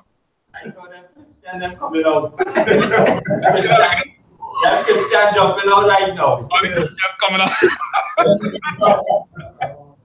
No sweat, no sweat. All right. And you could do it like that. And what will happen is over time, you will start, your spirit will get stronger where you could go on a full 24-hour fast with no food or no water for 24 hours. After a while, you might be able to do 2 days. You understand? You might be able to do 2 days of fasting, 3 days, 4 days. You know what I mean? It's fully possible to to get it. Usually after 3 or 4 days, your body starts acting funny because your body could only go so long without water. Without food, you could go long, but without water, your body gonna start acting funny. But you do a couple of days, work yourself up to it, don't just go into it. All right. Now, sister asked a question if you should seek counsel before fasting. Always seek counsel with everything. All right. Because once again, you might be a particular brother or sister that suffered some sort of trauma in the past. And you done married yourself to a demon that loves to harm you. And you always get yourself into some situation where you end up being harmed. And, okay, the demon now is going to tell you, you're in the truth now, you need to fast for 5 days. When you can't make 5 days, and you fasting and it's hurting you, and it's not helping you because of the demon. You get the point? Like, remember, I always tell brothers, respect Satan, man. Respect Satan. You understand? He in the game long. He deceiving people since the goddamn garden. Don't think you smarter than him. He gonna use your pride. He gonna use your intelligence and your confidence to get you. So you in the truth now, right? You ready to fast? Yeah, I'm in the truth. I can handle it. Bam, bam, bam. You might be fasting because you like hurting yourself. And it has nothing to do with controlling your demon. You get the point? You might be somebody who, you didn't used to eat. Sisters especially, you ain't want to eat because you ain't want to put on no weight. You ain't want to, you know what I mean? You ain't want to fill out the jeans like regular sisters. You want to look like, the white woman. You get the point? You don't want to eat because, whatever reason. You understand? And now Satan telling you fasting is good. It'll help your strength, but you need to eat. You're walking around looking like the goddamn skeleton. You need to eat. You understand? You may have a medical condition that you can't fast like everybody else, where you had to stop and, take your meds. So, you're going to have to fast with a discipline. You understand? And there's, food and water ain't the only fast. You could fast from sex, but you had to work that out with your rib. That comes with permission because as the scripture says, when you're married, your body belongs to her. Meaning, when she wants it, you should give it to her. And I know what the song, that the song go? If she says she wants it and she need, give it to her. Yeah, that's what Tanto Metro and Devontae say, right? And the same thing with her. But it's not, it has to be a mutual decision. It has to be like you letting her know you want some time off to focus a little more, to have some energy to do the work of the Lord. If it's okay with her, if she can handle, not getting the bed rock for, couple days. A week. That starts off slow. Break off after. You understand? Don't just, you know, go cold turkey. She gonna have withdrawals. Get my point? You know, make the shit mutual. You know what I mean? You could fast from liquor. If your brother drink heavy every day. You know what I mean? Who work in Trinidad? Nigel? You're still drinking Heineken by the case?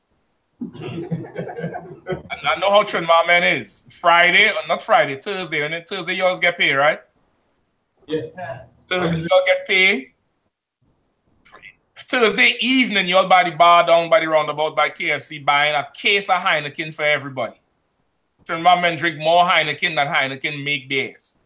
Any point? Now that may not be alcoholic, but it might mean you're spending your money, you're investing in Heineken a little too much. You can't live in Heineken. You can't drive Heineken. Maybe if you fast a little bit from the alcohol, you could save some money to do what you had to do. You get the point? I'm just giving you examples of fasting. It don't always have to be food and water, but there's different examples. But as in all things, the scripture says, seek counsel in everything, in all matters. You know what I mean? In all your matters, you're going to buy a car, seek counsel. You're going to do this, seek counsel. You're going to fast, seek counsel. You're going to do anything, just get some counsel on it.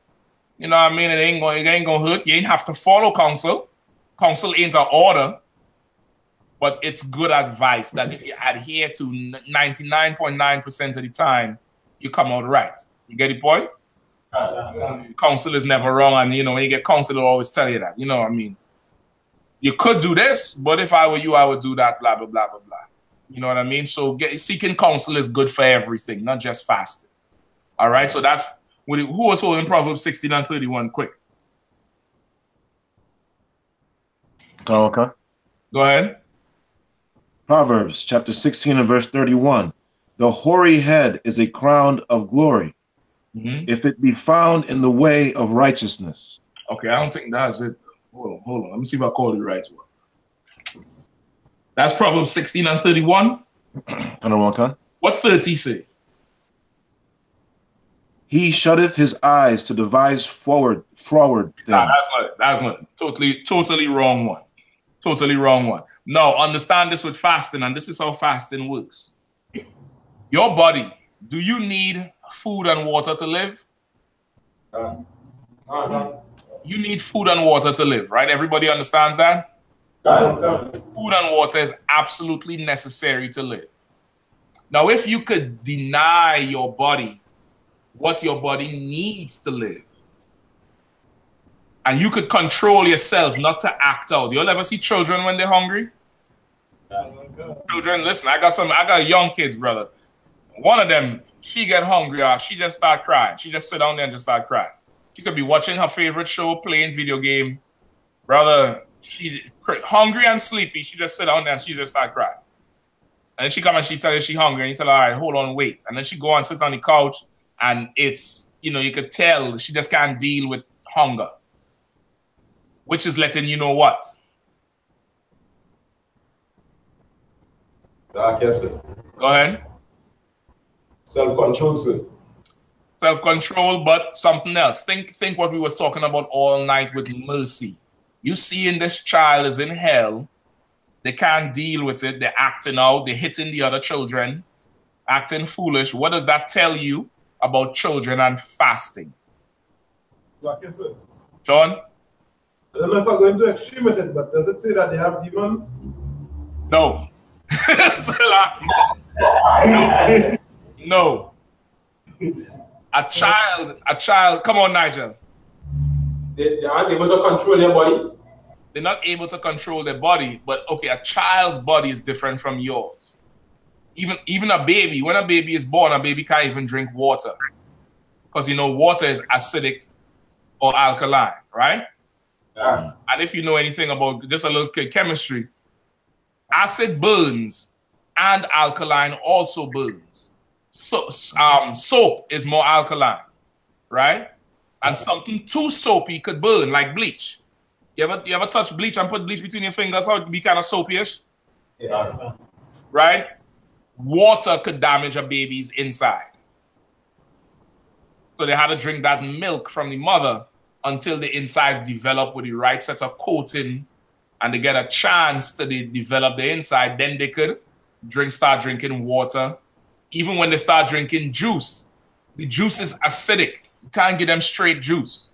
It's going to burn up the inside, and they're going to be crying, and you're going to wonder why, and you're going to want to shake the damn child because you're going to be full of demons. You get the point? Then mix it with water.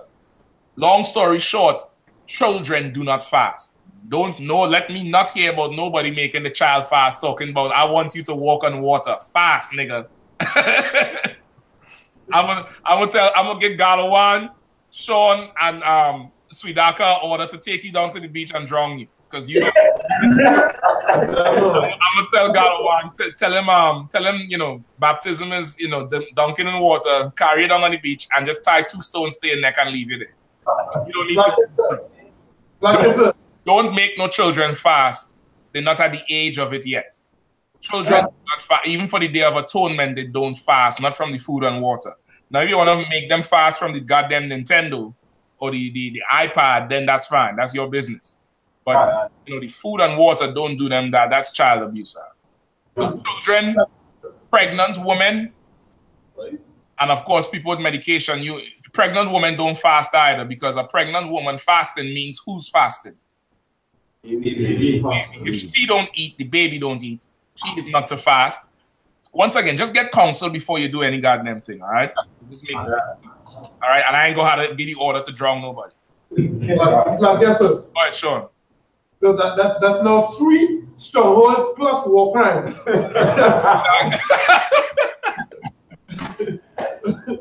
Listen, but it's the right place for it, Doc. Yeah. The right place for it. They don't sweat. All right. Salakia, sir. Go ahead. Could it be 26 in Proverbs 16? Let me hear. He that laboreth for himself, for his mouth craveth it of him. I don't think so. I'm gonna have to go through the notes. You know, sometimes when you're studying late and you write something down and you scribble the wrong goddamn chapter and verse. Don't ever go into a battle and pull that and then try to figure out what scripture it is. Yeah, don't do that shit. I'll update this precept book. All right, Nigel, quickly, we pass the time. Go ahead. It's 6:31. Proverbs 6:30 and 31. Go ahead. Book of Proverbs chapter 6 and verse 13. Men do not despise a thief if he steals to satisfy his soul when he is hungry. That might be it. Keep going. But if he be found, he shall restore sevenfold. He shall give all substance of his house. Okay, read it again from the top. Verse 13. Men do not despise a thief if he steals to satisfy his soul when he is hungry. Okay, now that might be different. I'm gonna have to go back. It's sounding like if it's that, but I'm gonna make sure. I don't want to use the wrong precept for it. Go ahead, Sean. Okay, sir. Is it verse same Proverbs chapter 16 verse 32? Let me hear. He that is slow to anger is better than the mighty, and he that ruleth his spirit than the city. Yeah, that goes with it. That's the one I want. All right. The other one is good too, but you could use that more for something else, but that's good too. But this is the one. Read it again, Sean. Right. Proverbs 16 and verse 32. He that is slow to anger is better than the mighty, and he that ruleth his spirit than he that taketh a city. So now, he that is slow to anger is better than a mighty man. Right? Meaning a man of war who killing everybody. A man who is slow to anger, meaning he can absorb and control his demons. He could have, because now when you get angry, what do you want to do? Think like a masculine free man, not a Christian. Think how, imagine you are free and you're a masculine man. You get angry, brother. What are you going to do? Okay. Go ahead. You want to cough out the face. You want to push somebody's teeth in. Yeah. You understand? You want to give them some dental soup. Point? You want to leak the blood from the goddamn neck. You get the point? You're going to have to control yourself. You're going to have to be slow to anger. You're just going to have to sit still. You're going to have to chill. You know what I mean? You're going to have to hold it down. You get the point? Right? He's slow to anger is better than a mighty man, and he that is what? Okay. And he that ruleth his spirit than he that taketh a city. And he that ruleth his spirit is stronger than he that taketh a city. Imagine a man could go into a city and overthrow it and, you know, subdue it. Right? He's a mighty man. He controlling warriors, killing, doing whatever thing. But the man who could say, boy, I want to smoke that weed. That weed, I remember how that shit used to go. You know what I mean? Remember how that shit used to go. That smell. The man who could feel that and then be like, but I will never let another blunt touch my mouth. He is better than the man who could take the city. He's more powerful. He's stronger. If you could control your spirit, meaning control your demons. You get the point? And when I say control your demons, meaning not listen to them. To be able to identify when it's Satan talking to you. And to control yourself and not listen to Satan. You are stronger than a man who could take a city. And that strength comes when you deny your body what it needs. When normally, how do you know when it's time to eat? You just tell you. Say again? Your body just tell you. How? You start to feel hungry. Start feeling hungry, right? Start passing gas. That acid start running down right around here, so you start feeling that acid running and burning, right? And you getting hungry. How do you know when you're thirsty, when you need to drink? Get dry. So now you drink when your body tells you, right? How about you tell your body when it gets to eat? How about you say, your belly making noise and you's like, nah, nigga, you gonna eat when the F I tell you to eat. Shut up. Your throat dry. You're swallowing your spit just to keep, to be able to talk. You know what I mean? Your lip white like you're dead. You're ready to drink. And he was like, nigga, shut up. You gonna drink when the F I tell you to drink. And I don't want to hear nothing else. And you go about your goddamn business. Brother, if you could control your flesh like that, just imagine when Casper bent over and say, Sweetaka, come over here. You understand? With some of the other young girls who out there now who, you know, for everybody. When Shensia, you know what I mean? You all know who Shensia is? Yeah. All right? If you don't know who Shensia is, don't worry about it. I'm trying to get her in the truth. Don't worry about it. Rank order Akim. Right? When Shensia bent over, when Spice bent over, and tell you, come get it, Rocky. When Shensia say, Rocky, come get it. You're going to say, nah, nigga. I'm going to come when I want to come over there. And right now, I ain't coming over there. If you can control your flesh for something your flesh needs to survive, how much more can you control your flesh for something that don't need? You could rule your body, not Mount Doe and Dumori rule. I mean that little pack of Dumori tells you when to smoke. How about you say, nah, I'll smoke when I want to, and right now I don't want to. I'll never smoke. I'll never do it. I'll never have sex with no whores. I ain't gonna commit adultery. I'll not get high. I'll not be violent to my brothers. I will control my spirit. I'll control myself. Brother, you will breed a different type of man and woman into the earth if that happens. Now, the Christian church done robbed us of all of that. Yeah. Right? The Christian church then say, well, listen, you know, it's how you feel. If you don't feel it, go to another church. If you don't feel too much goddamn feelings, man.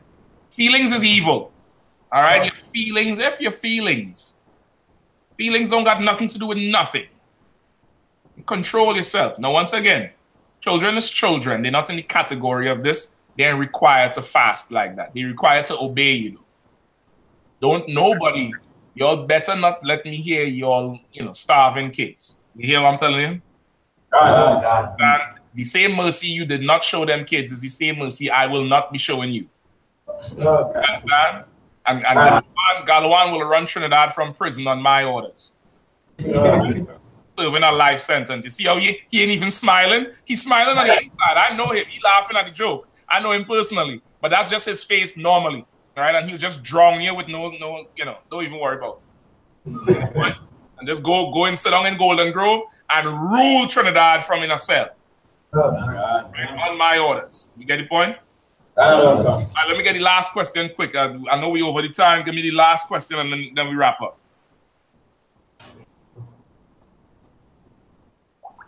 Yeah, somebody had a question in Matthew or Mark or something? Matthew 12 and 40. Matthew 12 and 40. Quickly, all right? Go ahead.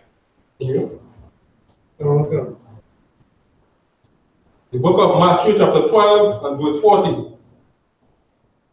For as Jonas was 3 days and 3 nights in the whale's belly, so shall the Son of Man be 3 days and 3 nights in the heart of the earth. All right. And what was your question about this one?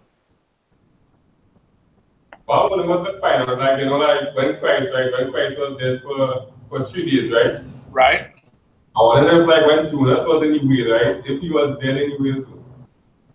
No, he was not dead. But it's okay, okay, read up. Read from 38. Verse 38. Then certain of the scribes and of the Pharisees answered, saying, Master, we would see a sign from thee. But he answered and said unto them, An evil and adulterous generation seek after his sign, and there shall no sign be given to it, but the sign of the prophet Jonas. Right? So now, they was asking him for a sign, right? And he was checking them because, of course, Israelites, we, by nature, we are carnal type of people, right? So he said, the only sign you're going to receive is the sign of the prophet Jonah. And what was the sign of Jonah? Keep reading. Verse 40. For as Jonas was 3 days and 3 nights in the whale's belly, so shall the Son of Man be 3 days and 3 nights in the heart of the earth.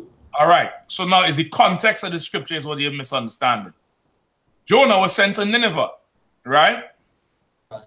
To do what? To warn Nineveh of the impending judgment. That's right. And Rocky, what happened when he was sent to Nineveh initially?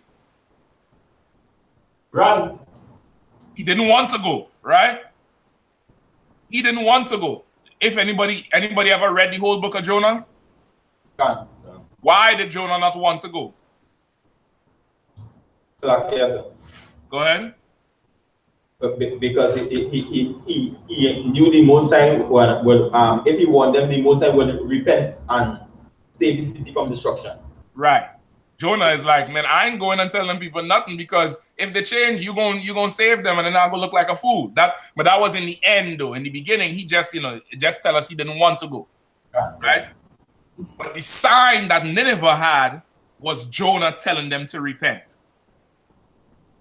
That was the sign that Nineveh didn't get no, miracles and shit like that. All Nineveh got was Jonah being thrown overboard, a fish coming and taking him, a big fish, taking him, spitting him out on the shores, and he had to go to work. That was the sign that this prophet just came and started prophesying to them. The sign that man is going to get is that Christ is going to be crucified and walk out of that grave. Right. You get the point? Like that's the point of that. The point of that scripture is just like how Jonah went in the belly of that whale 3 days and went out to prophesy, Christ gonna go into the grave and he gonna get out, and that's gonna be your sign.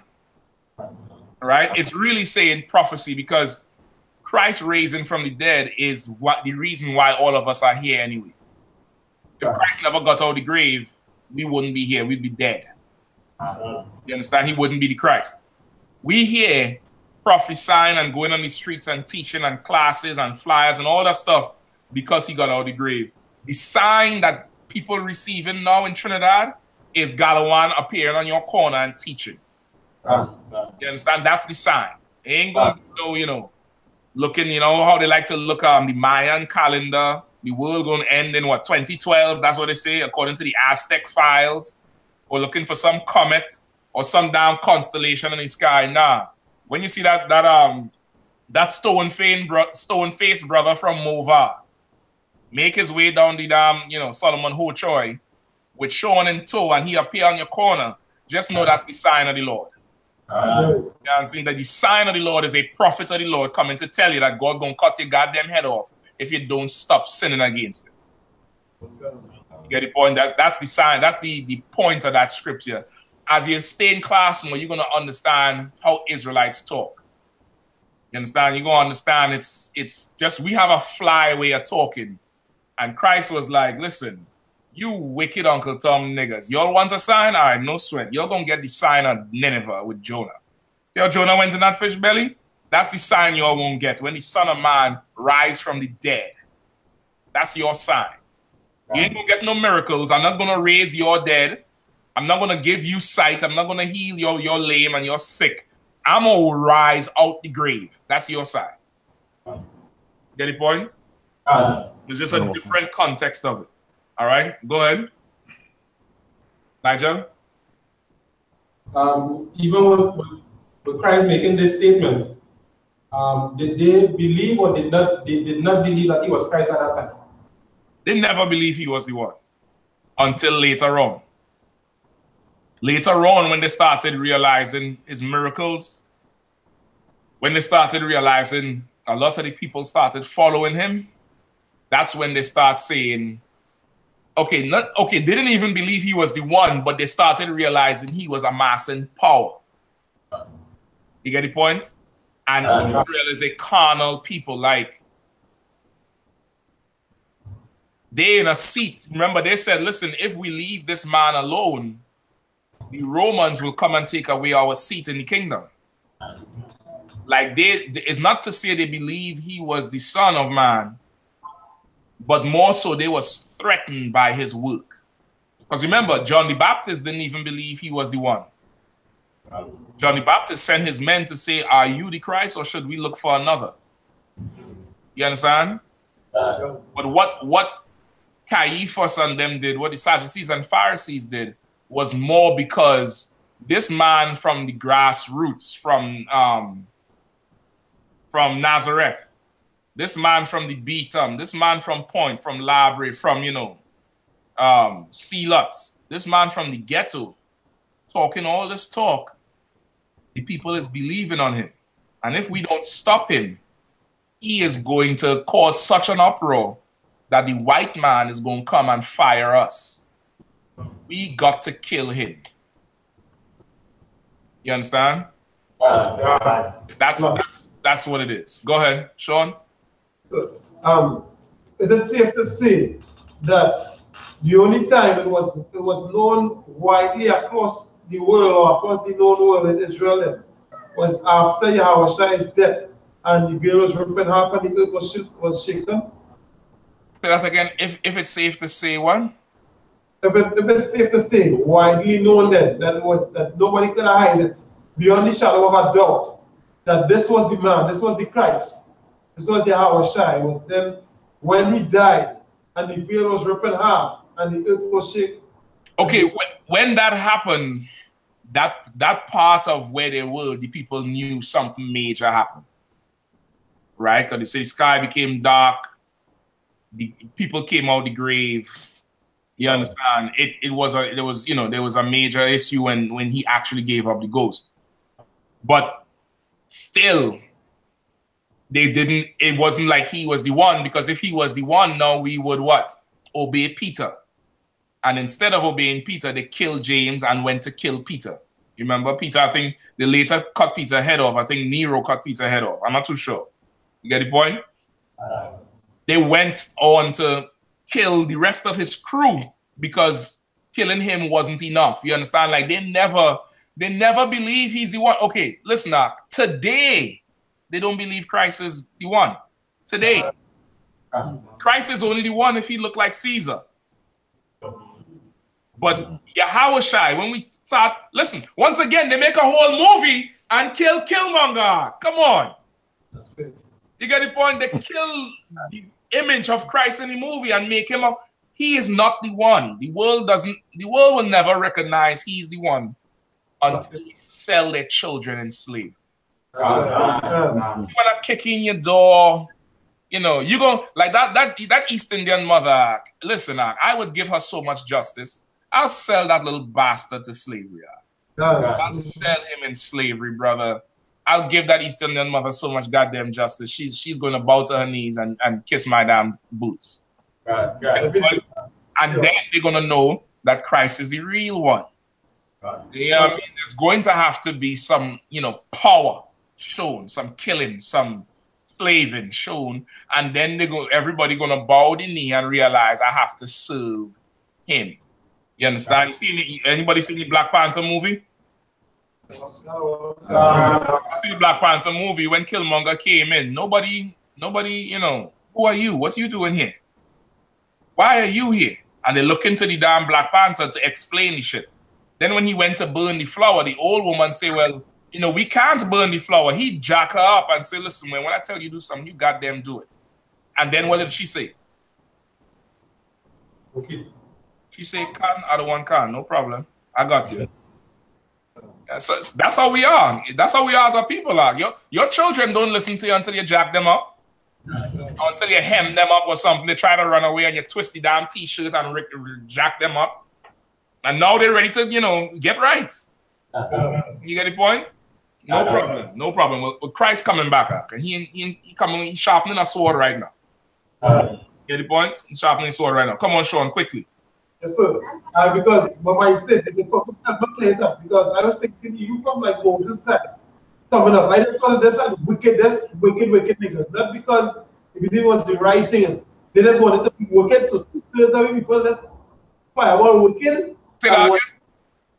Oh, sorry for that. Oh, you have not played up, right? Because I was thinking in my mind that 1/3 of our people like see all these different things and believe. Right? They will fall when coming down the line, like they understand, like this is righteousness, this is what it look like, you know. And then 2/3 of people just decide to be wicked, not because they believe this is the right thing, they just want to be wicked. So I thinking along them lines that 2/3 of people just want to be mischievous, wicked, and just be black devils basically. Okay, don't think so much like that, because now somebody who getting high could just say, I'm just a 2/3 wicked nigga, I don't need to change. You get the point? So you don't want to say that because you don't know who the 2/3 is. You don't know who the 1/3 is. You don't know who the 144 is. I could tell you the 144,000 is coming out of the UPK. You, me, or everybody else is going to be part of that is up to who?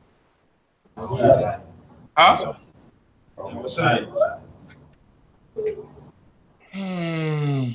No. It's up to the Most High, but it's something else, and I want the precept. So I guess so. Go on. All right, so I want to try to take a shot at it. I know most about it, but is it making your call in an election show? That's it. That's what Paul said. Paul said, make thine election sure. You doing the work. All right, good. All right, good. Andrew, you know it. You all the shuttles you're running, you're throwing up, you showing up for training early, you staying up, you staying back in the savannah, juggling the ball, kicking it against the big wall. But does that mean you're gonna make the first team? Does that mean you're starting? You ought to make your pick sure, and that's what we just say. Make your pick sure. Sure pick, boy. Sure pick. Yeah, I mean, when brothers know the pick sure, what do they say? Is the keeper and then me. You understand? Make your election sure. Make it so much that when the coach walk in the room, you for sure starting. We can't start this game without you. And how does that happen? Prayer and fasting. Prayer and fasting. Work. He that endure to the end. World can never give this shit up. Never give this shit up. You give this shit up, you might as well walk out now. Save me the breath. Save Galawan some gas money. He could be at home right now enjoying a good woman and some wine.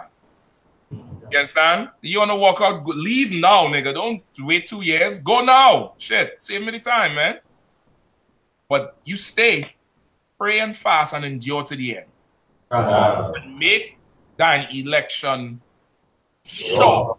All right? With that, we are the Israelite School at UPK, started out at 1 West 125th Street, Harlem, New York. Rules for new brothers and sisters.